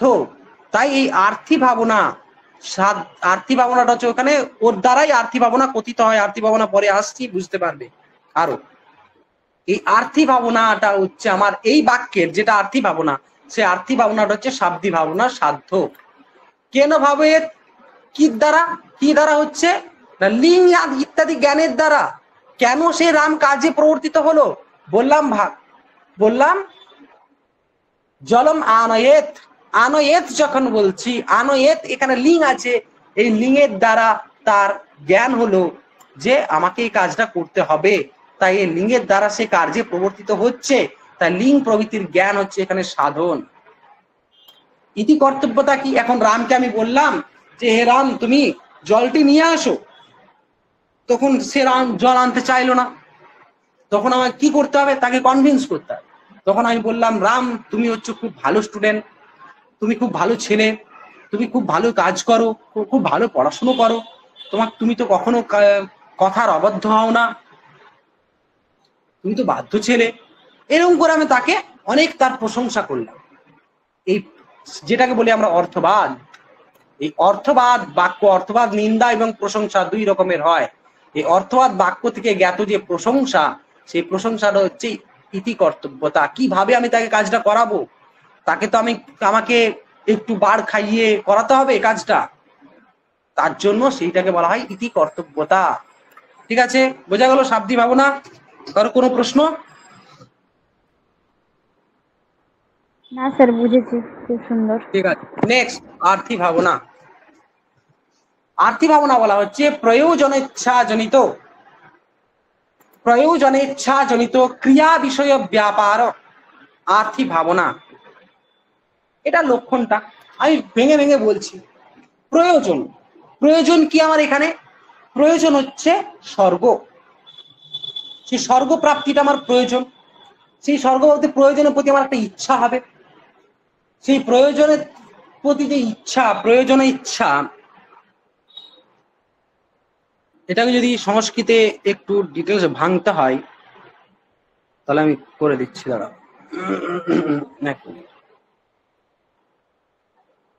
বলছে প্রয়োজনস্য স্বর্গাদিরূপ ফলস্য যা ইচ্ছা, সংস্কৃতটা একটু জেনে রাখো, তবে বাংলা বলছি। যা ইচ্ছা রাগ বিশেষ তেন চ রাগ বিশেষেণ জনিত যো জাগাদি ক্রিয়া বিশেষ, ঠিক আছে, জাগাদি ক্রিয়া বিশেষ পুরুষস্য ব্যাপার বিশেষ শৈব আর্থি ভাবনা। এইটুকু বুঝতে হবে। প্রয়োজন স্বর্গাদি রূপ ফল, ঠিক আছে, সেই স্বর্গাদি ফলে প্রাপ্তির যে ইচ্ছা, সেই ইচ্ছা থেকে আমাদের উৎপন্ন হবে একটা, যেহেতু ইচ্ছা আমার স্বর্গপ্রাপ্তি, আমার প্রয়োজনে স্বর্গটা যেহেতু প্রয়োজন, সেই স্বর্গপ্রাপ্তিতে আমার ইচ্ছা আছে, তার জন্য যে ক্রিয়া বিশেষটা কি না জাগ, সেই জাগ ক্রিয়া বিশেষের যে ব্যাপার সেটাই হচ্ছে আর্থি ভাবনা। এটা বলছে স্বর্গাদি প্রয়োজনের ইচ্ছা থেকে উৎপন্ন যে জাগাদি ক্রিয়া সম্পাদন করার জন্য পুরুষের যে মানসিক ব্যাপার, এখানে মানসিক ব্যাপার বলা হয়, মানসিক ব্যাপারটা নিয়ে একটু প্রশ্ন আছে। যাই হোক, পুরুষের যে ব্যাপার এইটুকু জেনে রাখবে, যে ব্যাপার উৎপন্ন হয় তাকে আমরা আর্থি ভাবনা বলি। ঠিক আছে, ভেঙে ভেঙে বললে বুঝতে পারবে। যজেত এই পদের আখ্যাত অংশের দ্বারা আর্থি ভাবনা সূচিত হয়। অর্থ শব্দের অর্থ হলো প্রয়োজন। আর্থি ভাবনাও যে বলেছি, অর্থ শব্দের অর্থ হচ্ছে প্রয়োজন। এই প্রয়োজন সম্বন্ধী ভাবনাই হচ্ছে আর্থি ভাবনা। অর্থাৎ স্বর্গ প্রাপ্তি আমার প্রয়োজন, সেই প্রয়োজন থেকে আমার ইচ্ছা একটা হবে, ইচ্ছা হলে আমি জাগ প্রভৃতি কাজ করব। জাগ প্রভৃতি কাজ করার জন্য যে আমাদের ব্যাপার, ব্যাপারটা কিরকম না, আগুন জ্বালাতে হবে, সেখানে কাঠ দিতে হবে, ঘি দিতে হবে, অনেক কিছু করতে হবে। সেই জাগ প্রভৃতি কাজের জন্য যে ব্যাপার, সেই ব্যাপারটা হচ্ছে এখানে আর্থি ভাবনা। আর্থি ভাবনারও ঠিক এরকম তিনটি অংশ আছে: সাধ্য, সাধন, ইতি কর্তব্যতা। ঠিক একই রকমই সাধ্য মানে হচ্ছে কিং ভাবেত, সাধন কেন ভাবেত, ইতি কর্তব্যতা কথম ভাবেত। আর্থি ভাবনার সাধ্য এখানে কি আমাদের স্বর্গাদি ফল, স্বর্গ ফলটা হচ্ছে এখানে আর্থি ভাবনার সাধ্য। সাধন কি, কার দ্বারা এই স্বর্গ প্রাপ্তি হবে? জাগাদি কর্ম। ঠিক আছে, জাগাদি কর্ম। এখানে একটা প্রশ্ন আছে, যদিও প্রশ্নটা তোদের এখানে করা ঠিক হবে কিনা জানি না, তো বলি। দেখো, বলছে যাগযজ্ঞ করো তুমি স্বর্গ পাবে। এখন যাগযজ্ঞ করলাম, আর স্বর্গ বলে একটা হলো, দেখো একটা জায়গা আছে স্বর্গ, যাগযজ্ঞ করলাম স্বর্গ পেয়ে গেলাম, যাগযজ্ঞটা শেষ হলো স্বর্গপ্রাপ্তি হয়, মানে যজ্ঞ হলো স্বর্গপ্রাপ্তি। তার মানে কি হলো, যে যজ্ঞ করছে হঠাৎ করে যজ্ঞ শেষ হবে, তারপর দেখা যাবে সে নেই।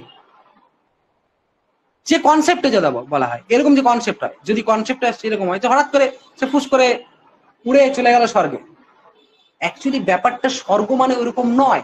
স্বর্গ মানে স্বর্গলোক কোনো একটা আছে সেরকম না। স্বর্গ মানে সুখ, স্বর্গ মানেই হচ্ছে সুখ। যাগযজ্ঞ তুমি করো, তুমি যাগযজ্ঞ করলে সুখ প্রাপ্তি হবে, অথবা যাগযজ্ঞ করো, যাগযজ্ঞর দ্বারা তোমার একটা অপূর্ব উৎপত্তি হবে। ওই অপূর্বটা হচ্ছে একটা অদৃষ্ট, যেটাকে দেখা যায় না, সেটা হচ্ছে স্বর্গের টিকিটের মতো। তুমি ওই অপূর্বটাকে, অপূর্ব রূপ স্বর্গের টিকিট দেখিয়ে তুমি স্বর্গে প্রবেশ করতে পারবে। যদি এরকম একটা অমূর্ত বিষয়টাকে মূর্ত রূপে ভাবা যায়, ঠিক আছে, যে স্বর্গ বলে একটা লোক আছে, এরকম ভাবলাম, ধরো স্বর্গ লোক আছে, সেই স্বর্গলোকে আমাকে প্রবেশ করতে হবে। যদি স্বর্গলোক বলে কিছু নেই, এরা কি, স্বর্গ বলে একটা যদি লোক আছে, স্বর্গলোকে আমাকে প্রবেশ করতে হবে, তার জন্য আমাকে যজ্ঞ করতে হবে। তাহলে যদি এইরকম কনসেপ্ট হতো, তাহলে আমি যজ্ঞ করলাম, যজ্ঞ শেষ হলো, যজ্ঞ শেষ করার পরে সেই মানুষটা উড়ে চলে গেল, স্বর্গে ঢুকে গেল। কেন? যজ্ঞটাই স্বর্গের কারণ। যাজ্ঞাদি করছি কেন ভাবো, বলছি স্বর্গ জাগাদি কর্ম করো, তবে তুমি স্বর্গ প্রাপ্তি হবে। অ্যাকচুয়ালি সেরকম না, জাগাদি কর্ম করলে তোমার একটা অপূর্ব উৎপত্তি হয়। সে অপূর্বটা হচ্ছে স্বর্গের টিকিটের মতো, তুমি অপূর্বটা থেকে দেখিয়ে তুমি স্বর্গে ঢুকতে পারো। অ্যাকচুয়ালি স্বর্গ মানে হচ্ছে সুখ, যাগযজ্ঞ করো তুমি সুখে থাকবে, সেটাই হচ্ছে স্বর্গাদি ফল। ইতি কর্তব্যতা কথম ভাব, অর্থাৎ এই স্বর্গ প্রভৃতি তুমি প্রাপ্ত করবে, তো স্বর্গ প্রাপ্তির জন্য যে যাগযজ্ঞ করবে, এগুলো কিভাবে করবে, তাই না? ধরো একটা উদাহরণ, যেটা এখানকার বিষয় নয়, এই দর্শপূর্ণ মাস আছে, ইষ্টি প্রকৃতি এগুলো আছে, এই যে প্রজাজাতি ক্রিয়া সমূহ বলেছে, এই প্রজাজাতি, এটা নেটে আসে যে প্রজাজাতি প্রজাজ কয় প্রকার আর কি, এই প্রজাজাত ক্রিয়াগুলো কয় প্রকার, 5 প্রকার, এটা এখানে আছে। প্রজাজাতি ক্রিয়া কি? প্রজাজাতি অঙ্গ জাগ আছে, এই প্রজাজাতি অঙ্গ জাগের দ্বারা তোমার দর্শপূর্ণ মাস রূপ ইষ্টি হচ্ছে একটা প্রকৃতি, এই দর্শপূর্ণ মাস যজ্ঞ সম্পন্ন হয়। অর্থাৎ জাগাদি কর্ম করতে গেলে এই ধরনের প্রজাজাতি অঙ্গ প্রভৃতি এই ধরনের করতে হবে। অর্থাৎ প্রজাজ 5 প্রকার হয়, সমিধো যজতি, তনুপাতম যজতি, ইডো যজতি, বহির যজতি এবং স্বাহাকারম যজতি। এটা তোদের অর্থ সংগ্রহে নেই, তবু এই প্রজাজ 5 প্রকার, এটা জানানোর জন্য এখানে করা হয়েছে। ঠিক আছে, বোঝা গেল? একটু আর্থি ভাবনা না বুঝতে পারলে বলবে। হ্যাঁ স্যার। টেক্সট গেলাম। আচ্ছা, এইখানে আমি পুরোটা দেখানোর চেষ্টা করেছি, যেটা তোমাদের খুবই কাজে লাগবে আশা করি।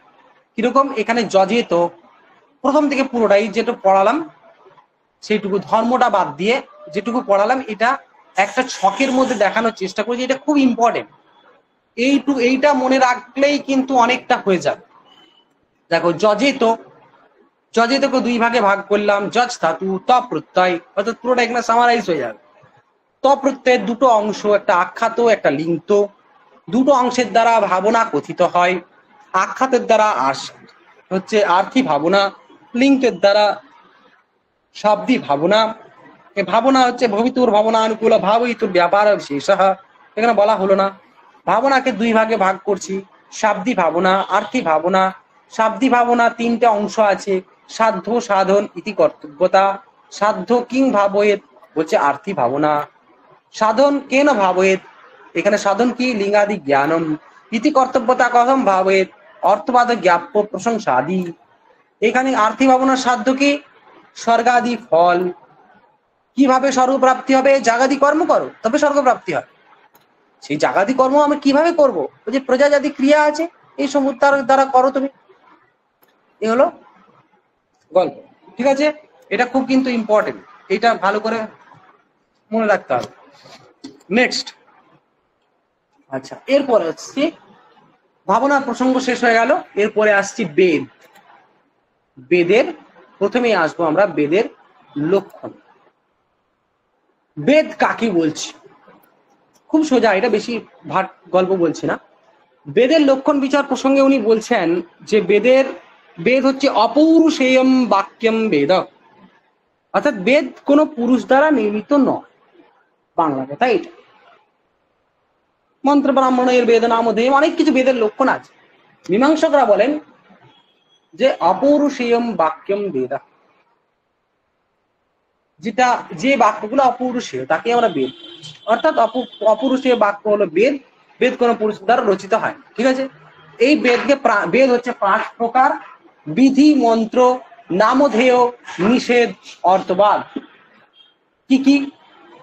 বিধি, মন্ত্র, নামধেয়, নিষেধ, অর্থবাদ, এই 5 প্রকার বেদ। এখন প্রশ্ন করে, বলছে মন্ত্র এবং ব্রাহ্মণ এইরূপ 2 ভাগ তো আমরা পাই বেদের, তাহলে এইরকম 5 প্রকার কেন? তখন বলা হয় যে মন্ত্র এবং ব্রাহ্মণ এই 2 বেদের ভাগ থাকে ঠিকই, এখানে মন্ত্র পাচ্ছি, আর বিধি, নামধেয়, নিষেধ এবং অর্থবাদ এইগুলো হচ্ছে ব্রাহ্মণ অংশে অন্তর্ভাব হবে, তাহলে কোনো বিরোধ হবে না। বোঝা গেল? নেক্সট, আচ্ছা এইটা বলে আমি শেষ করব। এইটা হলো তোমাদের পুরোটা বোঝানোর জন্য, এর পরের দিন আমি বিধি থেকেই শুরু করব, কিন্তু তার আগে পুরো বিষয়টা এক নজরে পুরো বিষয়টা যদি থাকে তাহলে বুঝতে সুবিধা হবে, তার জন্য এটা আমার করা। এখানেই আমি শেষ করব আজকে, পরের দিন বিধি থেকে স্টার্ট করব। এখানে দেখো প্রথমেই আছে কি বেদ। বেদ কাকে বলছি? আচ্ছা, অর্থ সংগ্রহটাকে যদি আমরা একদম ছকের মাধ্যমে দেখি তাহলে কি হলো, প্রথমেই আমরা পেয়েছি একটা মঙ্গলাচরণ, তারপরেই পেলাম ধর্ম কাকে বলে, হয়ে গেল। ধর্মের প্রসঙ্গ থেকে জাগাদি পেলাম, জাগাদি বলতে আমরা যজিত স্বর্গকাম পেলাম, যজিত থেকে ঢুকে গেলাম ভাবনা। যজিত যজ ধাতু তপ্রত্যয় দুটোর দ্বারা ভাবনা কথিত হয়। তপ্রত্যয়ের দুটো অংশ আছে, আখ্যাত লিঙ্গ, দুটোর দ্বারা ভাবনা কথিত হয়। ভাবনা শাব্দিক ভাবনা, আর্থিক ভাবনা। ভাবনা প্রসঙ্গ শেষ হয়ে গেল। তারপরে আসছে বেদ। বেদ কাকে বলছে? এই বেদ কাকে বলতে বলেই পুরো একদম শেষ হয়ে যাবে, অর্থ সংগ্রহ শেষ। বেদ কাকে বলে, বেদের যে ভাগ, এটা যদি ডিটেলসে ভাগ মানে বিচার করা হয় তাহলে অর্থ সংগ্রহ বইটা কমপ্লিট।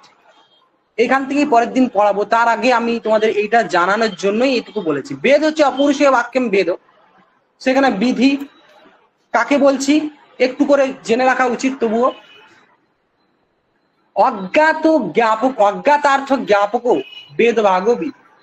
অজ্ঞাত অর্থ জ্ঞাপক,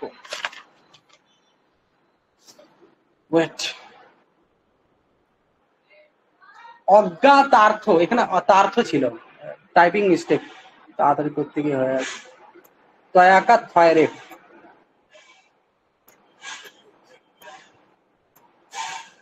অজ্ঞাতার্থ জ্ঞাপক বেদ ভাগ বিধি। অজ্ঞাত অর্থের, অজ্ঞাত অর্থের জ্ঞাপক বেদ, যে বেদ ভাগ তাকে আমরা বিধি বলছি।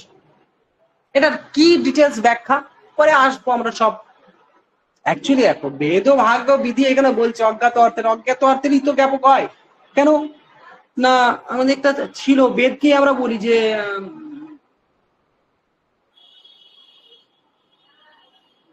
প্রত্যেক শ্রেণানুমিত্যাবা যস্তুপায়ন বিদ্যতে এনম বিদন্তি বেদেন তস্মাৎ বেদস্য বেদতা। যেটা প্রত্যক্ষ অনুমিতি কারোর দ্বারা যাকে মানে যাকে আমরা বুঝতে পারি না, এনম বেদেন তস্মাৎ বেদ, তাকে আমরা বেদের দ্বারা বুঝতে পারি।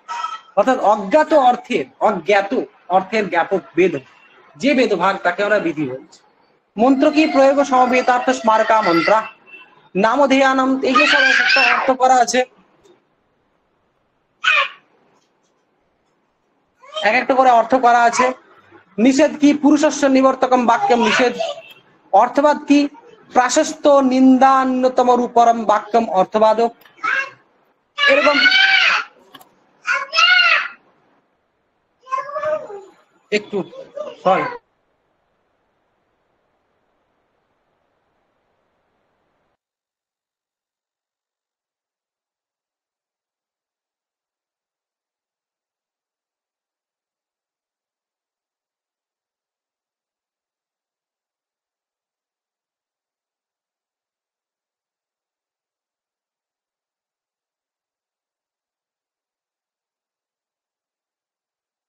হ্যাঁ সরি একটু ইয়ে হয়ে গেল। আচ্ছা তারপরে হচ্ছে কোথায় গেল, সরি কাট হয়ে গেল কেন?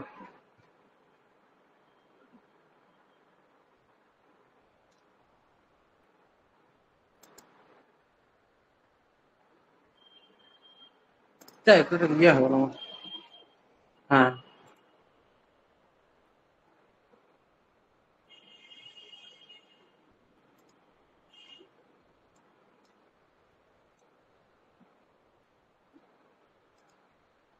আচ্ছা, এরপরে এগুলো সব লক্ষণগুলো এখানে দেওয়া আছে। উৎপত্তি বিধি, তারপরে বিধিকে আমরা চার ভাগে ভাগ করছি, উৎপত্তি বিধি, বিনিয়োগ বিধি, অধিকার বিধি, প্রয়োগ বিধি।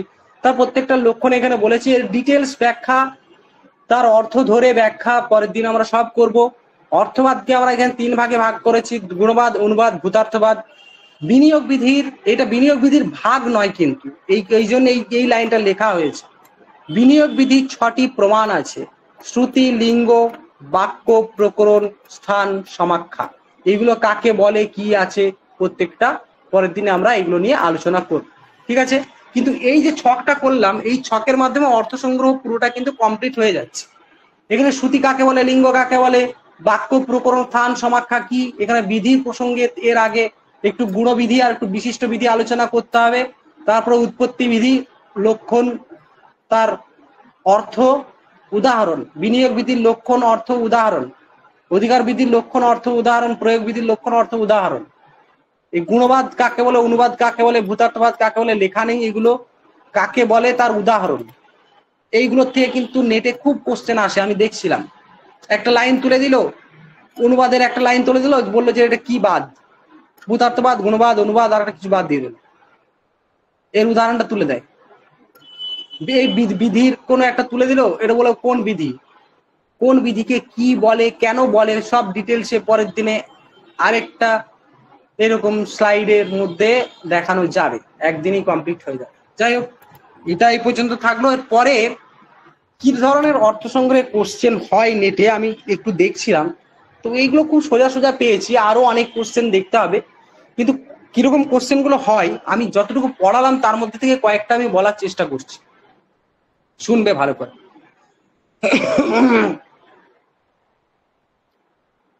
আচ্ছা, এই যে প্রস্তাবনা অংশ থেকে জাস্ট একদম ইয়ে করে যাব। এখানে এই যে কোন বইটা কাল লেখা, কি ধরনের মীমাংসা দর্শন, কি ধরনের মীমাংসা দর্শনে কোন কাণ্ড, মানে কোন কাণ্ডের উপর বেশ করে মীমাংসা দর্শন রচিত, কোনটা প্রকরণ গ্রন্থ, কোনটা ভাষ্য গ্রন্থ, এগুলো কার কি লেখা, এগুলো আসবে। কোনটা গুরুমত, কোনটা ভাট্টমত, অর্থাৎ গুরুমত কে ইয়ে করেছেন, ভাট্টমত, কার মতকে গুরুমত বলা হয়, কার মতকে ভাট্টমত বলা হয়, এগুলো এখান থেকে পড়তে হবে একটু ডিটেলসে কিন্তু। আচ্ছা, অর্থাৎ ধর্ম জিজ্ঞাসা, অত এগুলোর অর্থ আসতে পারে।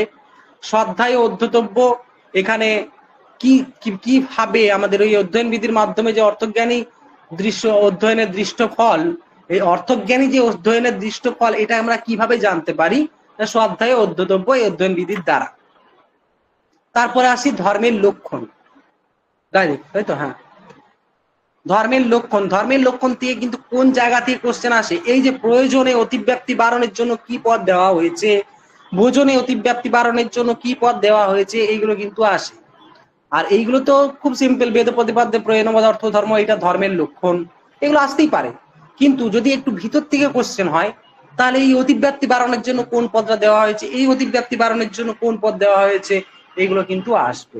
এখানে চোদনা লক্ষণ অর্থ ধর্ম, চোদনা পদের অর্থ কি, চোদনা পদের অর্থ বেদ, এগুলো করতে হবে। জজে তো, এখানে জজ ধাতু ত প্রত্যয়, ত প্রত্যয়ের দুটো অংশ আখ্যাত, লিঙ্গ। এই যে ওই দুটো অংশের দ্বারাই ভাবনা কথিত হয়, এটা হচ্ছে মেন কনসেপ্ট। কিন্তু আখ্যাত ইজুকাল টু দশলোকার সাধারণম, আখ্যাত মানে হচ্ছে 10টা লোকারকে বোঝায়, এখান থেকে কোশ্চেন হয়, ঠিক আছে? আখ্যাত মানে হচ্ছে 10টা লোকারকে বোঝাবে, এখান থেকে কিন্তু কোশ্চেন হতে পারে, ঠিক আছে? ভাবনা সামান্যের লক্ষণ যেটা দেওয়া আছে এখানে, ভবিতু ভাবনানুকূল ভাবয়িতু ব্যাপার বিশেষ, এই যে লক্ষণটা করে দিল, এই লক্ষণটাকে একটু ঘুরিয়ে পেঁচিয়ে কোশ্চেন করে, মানে এই লক্ষণটা একটু ভুলভাল দিয়ে দিল, যে কোনটা ঠিক বলো সেটা বলতে পারে।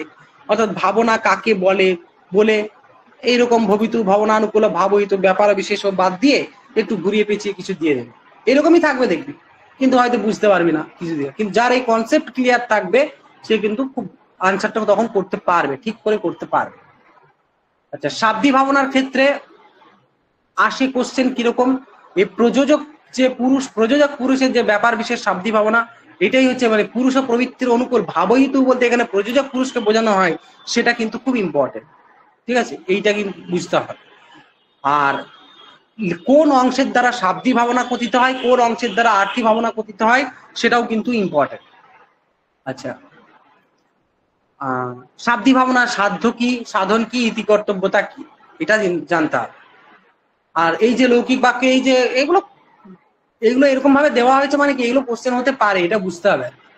আচ্ছা, আর্থিক ভাবনার ক্ষেত্রে আমরা বলবো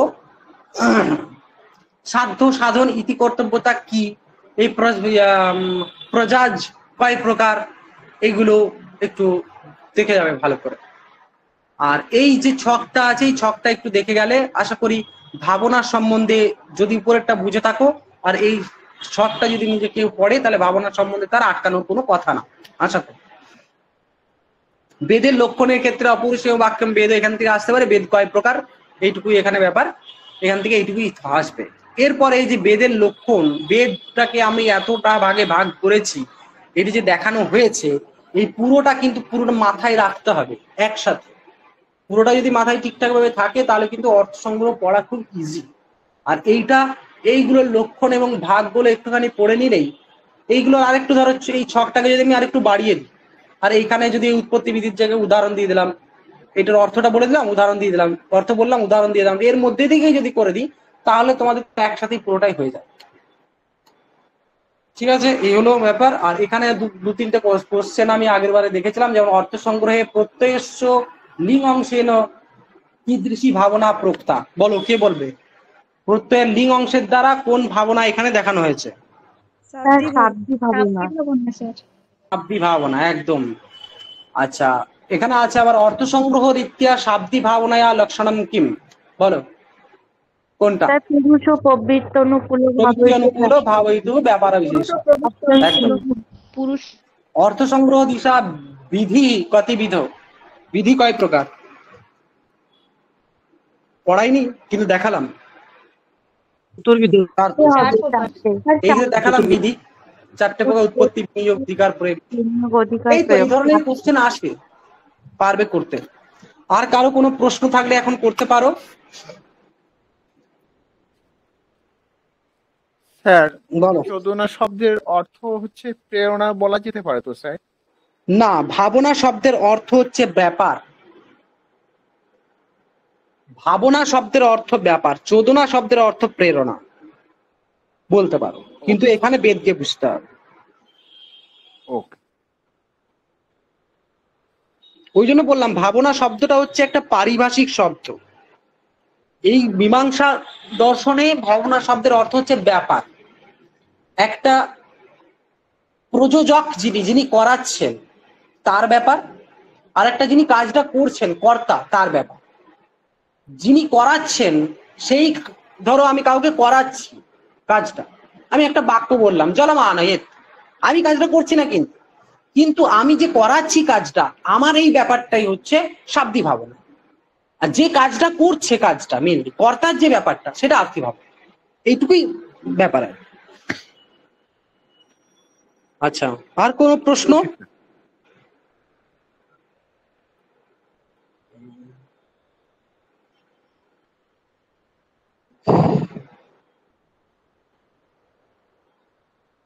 না, আশা করি নেই। প্রশ্ন থাকলে করতে পারো, আর না হলে বলো, আমি এটাকে একটু করি। ধন্যবাদ দিলাম। এটাকে আগে চেঞ্জ কিপ সেভ।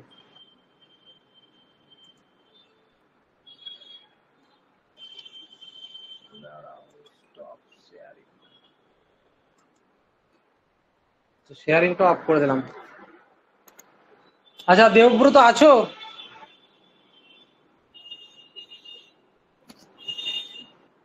দেবু কই?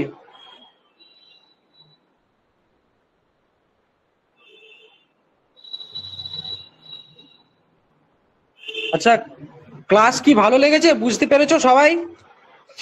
হ্যাঁ স্যার, বুঝতে পেরেছি। ঠিক আছে।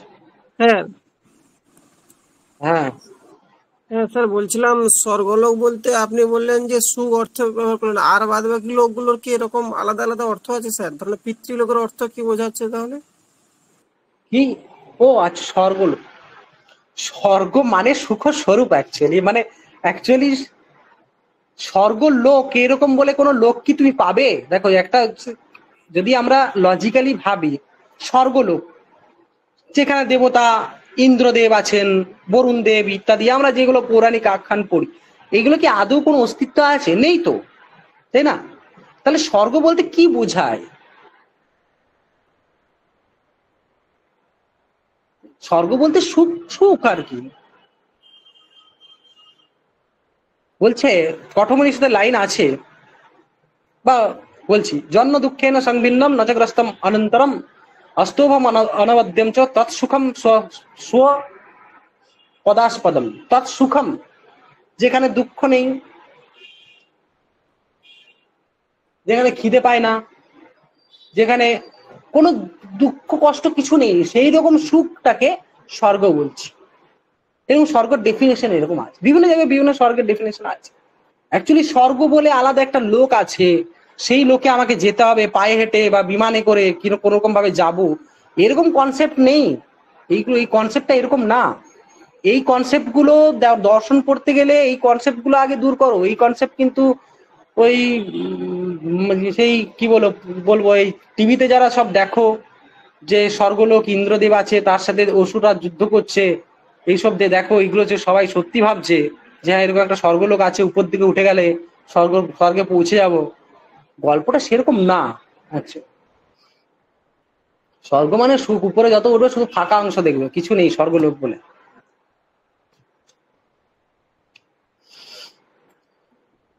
থ্যাংক ইউ স্যার, এটি হচ্ছে প্র্যাকটিক্যাল লাইফ। প্র্যাকটিক্যালি সবকিছু। এই যে আরেকটা জিনিস জেনে রাখো, এই যে বলে যে দেবতা বিভিন্ন ব্রহ্মা বিষ্ণু মাহেশ্বর ইত্যাদি অনেক কিছু দেবতা আমরা স্বীকার করি, শিব কালী। অ্যাকচুয়ালি শিব কালী দুর্গা যাই বলো না কেন, এরা কেউ নেই, এইগুলো নেই, এইগুলোর অস্তিত্ব নেই। অস্তিত্বটা হচ্ছে জগৎ, পুরো ব্রহ্মাণ্ডের মধ্যে একটা অদৃশ্য শক্তি আছে, যে শক্তির দ্বারা পুরো জগৎ সমস্ত কিছু ব্রহ্মাণ্ড চালিত হয়। একটা অদৃশ্য শক্তি আছে যেটাকে পরাশক্তি বলে, যেটাই একমাত্র পরব্রহ্ম। সেই পরব্রহ্মকে বুঝতে গেলে ওটাকে, ওর প্রাপ্তির জন্য ধরো তুমি নিচে দাঁড়িয়ে আছো, তোমাকে ছাদে উঠতে হবে। কিভাবে উঠবে? প্রত্যেকটা সিঁড়িতে চড়ে উঠবে বা লিফটে করে উঠবে, এক লাফে তো ছাদে দিতে পারবে না। ঠিক এইটাকে বলে সোপান আরোহণ ন্যায়, মানে একটা আধার অবলম্বন করতে হয়, সিঁড়ি কাঠ ধরে তুমি ছাদে উঠতে পারবে। ঠিক সেরকমই ওই প্রাপ্তির জন্য, পরব্রহ্ম প্রাপ্তির জন্য কিছু আধারের প্রয়োজন হয়, যেগুলো আমরা এই দুর্গা কালী ইত্যাদি আমরা এগুলো আমাদের কল্পিত, এগুলো কারা কেউ নেই। এদের মধ্যে ওই অদৃশ্য শক্তিকে আমরা আরোপ করি, দিয়ে তাদের পুজো করি। তাহলে কি এটা দরকার নেই? অবশ্যই দরকার আছে। একেবারে কল্পিত নয় তো একদমই। হ্যাঁ, তাদেরকে দরকার আছে, কিন্তু তাদের এই আধারটা আমাদের প্রয়োজন। আধার না থাকলে আমরা কাউকে না ধরে তো উঠতে পারবো না, কিছু একটাকে ধরে উঠতে হবে। তো পৌঁছাতে গেলে কিছু একটা ধরে উঠতে হবে, এইটাই হলো ব্যাপার। মোক্ষ দর্শনের মেন উদ্দেশ্য হচ্ছে মোক্ষ প্রাপ্তি। মোক্ষ প্রাপ্তি মানে হচ্ছে পরব্রহ্ম প্রাপ্তি। সেইটা আমাকে ওই রকম একটা পরব্রহ্ম প্রাপ্তি বলে একটা স্বর্গলোক আছে, সেইটার লোক গেট আছে, দরজা আছে, তার বিশাল বড় বিল্ডিং আছে, রাজা ইন্দ্র বসে আছে, এইসব গল্প না। স্বর্গলোক মানে হচ্ছে একটা সুখের রাজ্য, সেটাই সব। আচ্ছা ঠিক আছে, আর কিছু দেবব্রত আছে নাকি? নেই তো মনে হচ্ছে। দেবো কই রে, ক্লাসটা তো শেষ করতে হবে।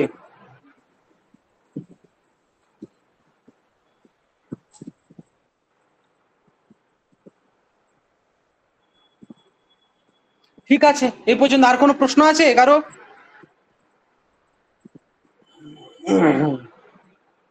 সেটা শিব দুর্গা কালী এগুলো নেই, এটাই আমি বুঝলাম। নেই নয়, হ্যাঁ ঠিকই নেই বলতে পারেন, কিন্তু সেগুলো একটা আধার মাত্র। ওইগুলো তো অ্যাকচুয়ালি সেরকম কেউ নেই, একটা অদৃশ্য শক্তি আছে। সেই শক্তিটাকে আমরা ওইসব শিব বলে, কালী বলে, দুর্গা বলে, শিব বলে, আমরা সেগুলোকে আমরা আমাদের কল্পিত আর কি।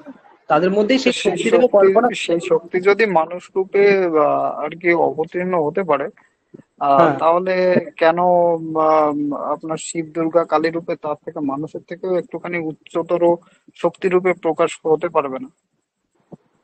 না না না না না না, সেই শক্তি মনুষ্য রূপে অবতীর্ণ হতে, দেখো এইটা নিয়ে অনেক প্রশ্ন চলে আসবে। তুমি যদি বলো শ্রীকৃষ্ণ তো একজন মানুষ ছিলেন, কিন্তু তাকে আমরা ভগবান বলি, কেন বলি? ভগবান, তুমি গুণবান কাকে বলো বলো? গুণবান কাকে বলে? যার গুণ আছে।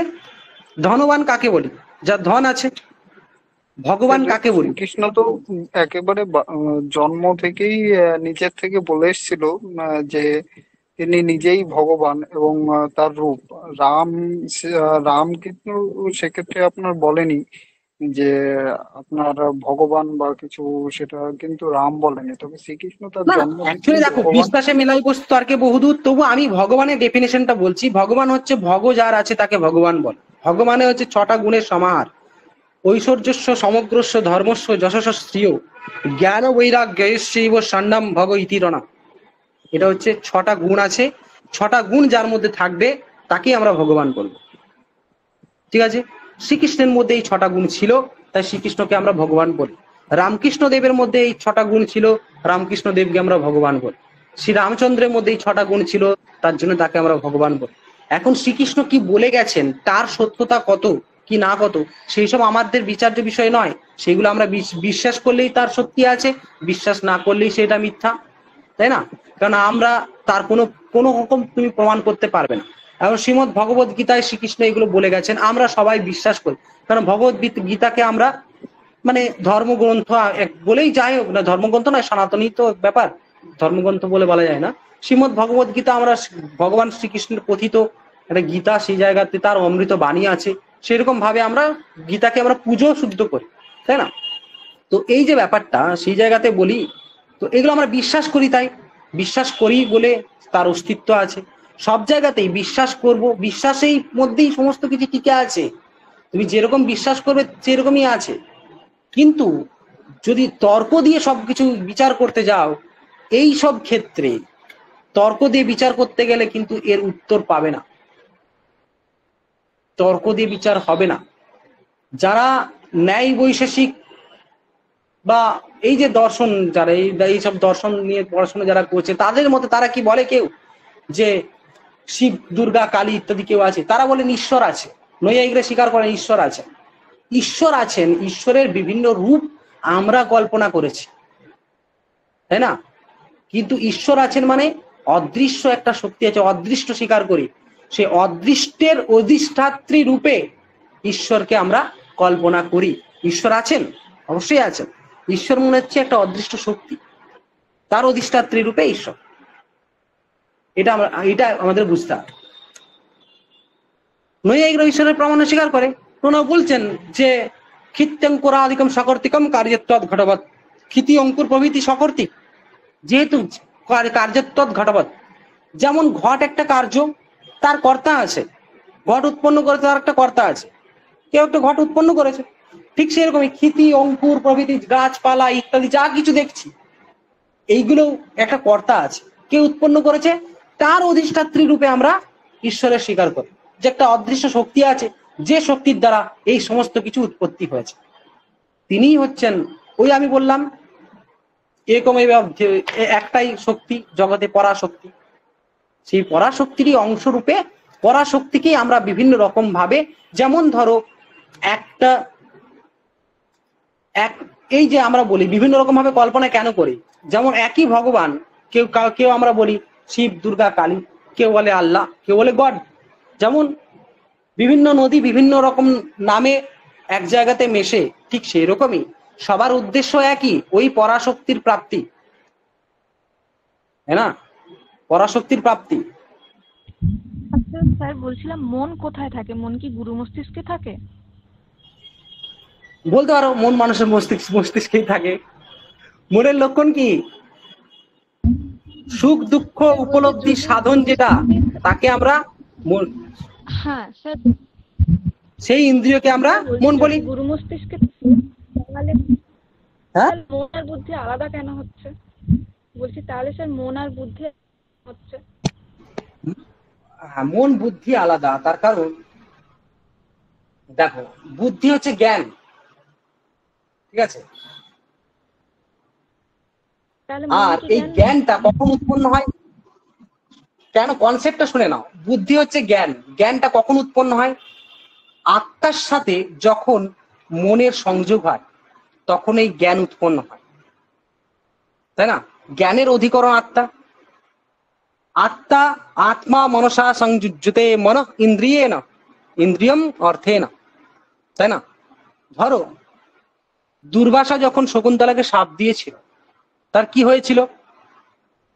তার কিন্তু জ্ঞান আছে, বুদ্ধি রয়েছে। কেন না, সে কিন্তু দুর্বাসা এই শকুন্তলা কিন্তু দুষ্যন্তের কথা চিন্তা করছে মানে সরি একটা ভাবছে, ভাবা মানে ওখানের মধ্যে তার জ্ঞান হচ্ছে, কিন্তু তার মনটা এখানে নেই। মনটা কোথায় আছে? ওই জায়গায় ভাবছে তখন। কিন্তু তার ইন্দ্রিয়ের সামনে উপস্থিত হয়েছে দুর্বাসাকে সে দেখতে পাচ্ছে না। কেন দেখতে পাচ্ছে না? তাকিয়ে আছে কিন্তু দেখতে পাচ্ছে না।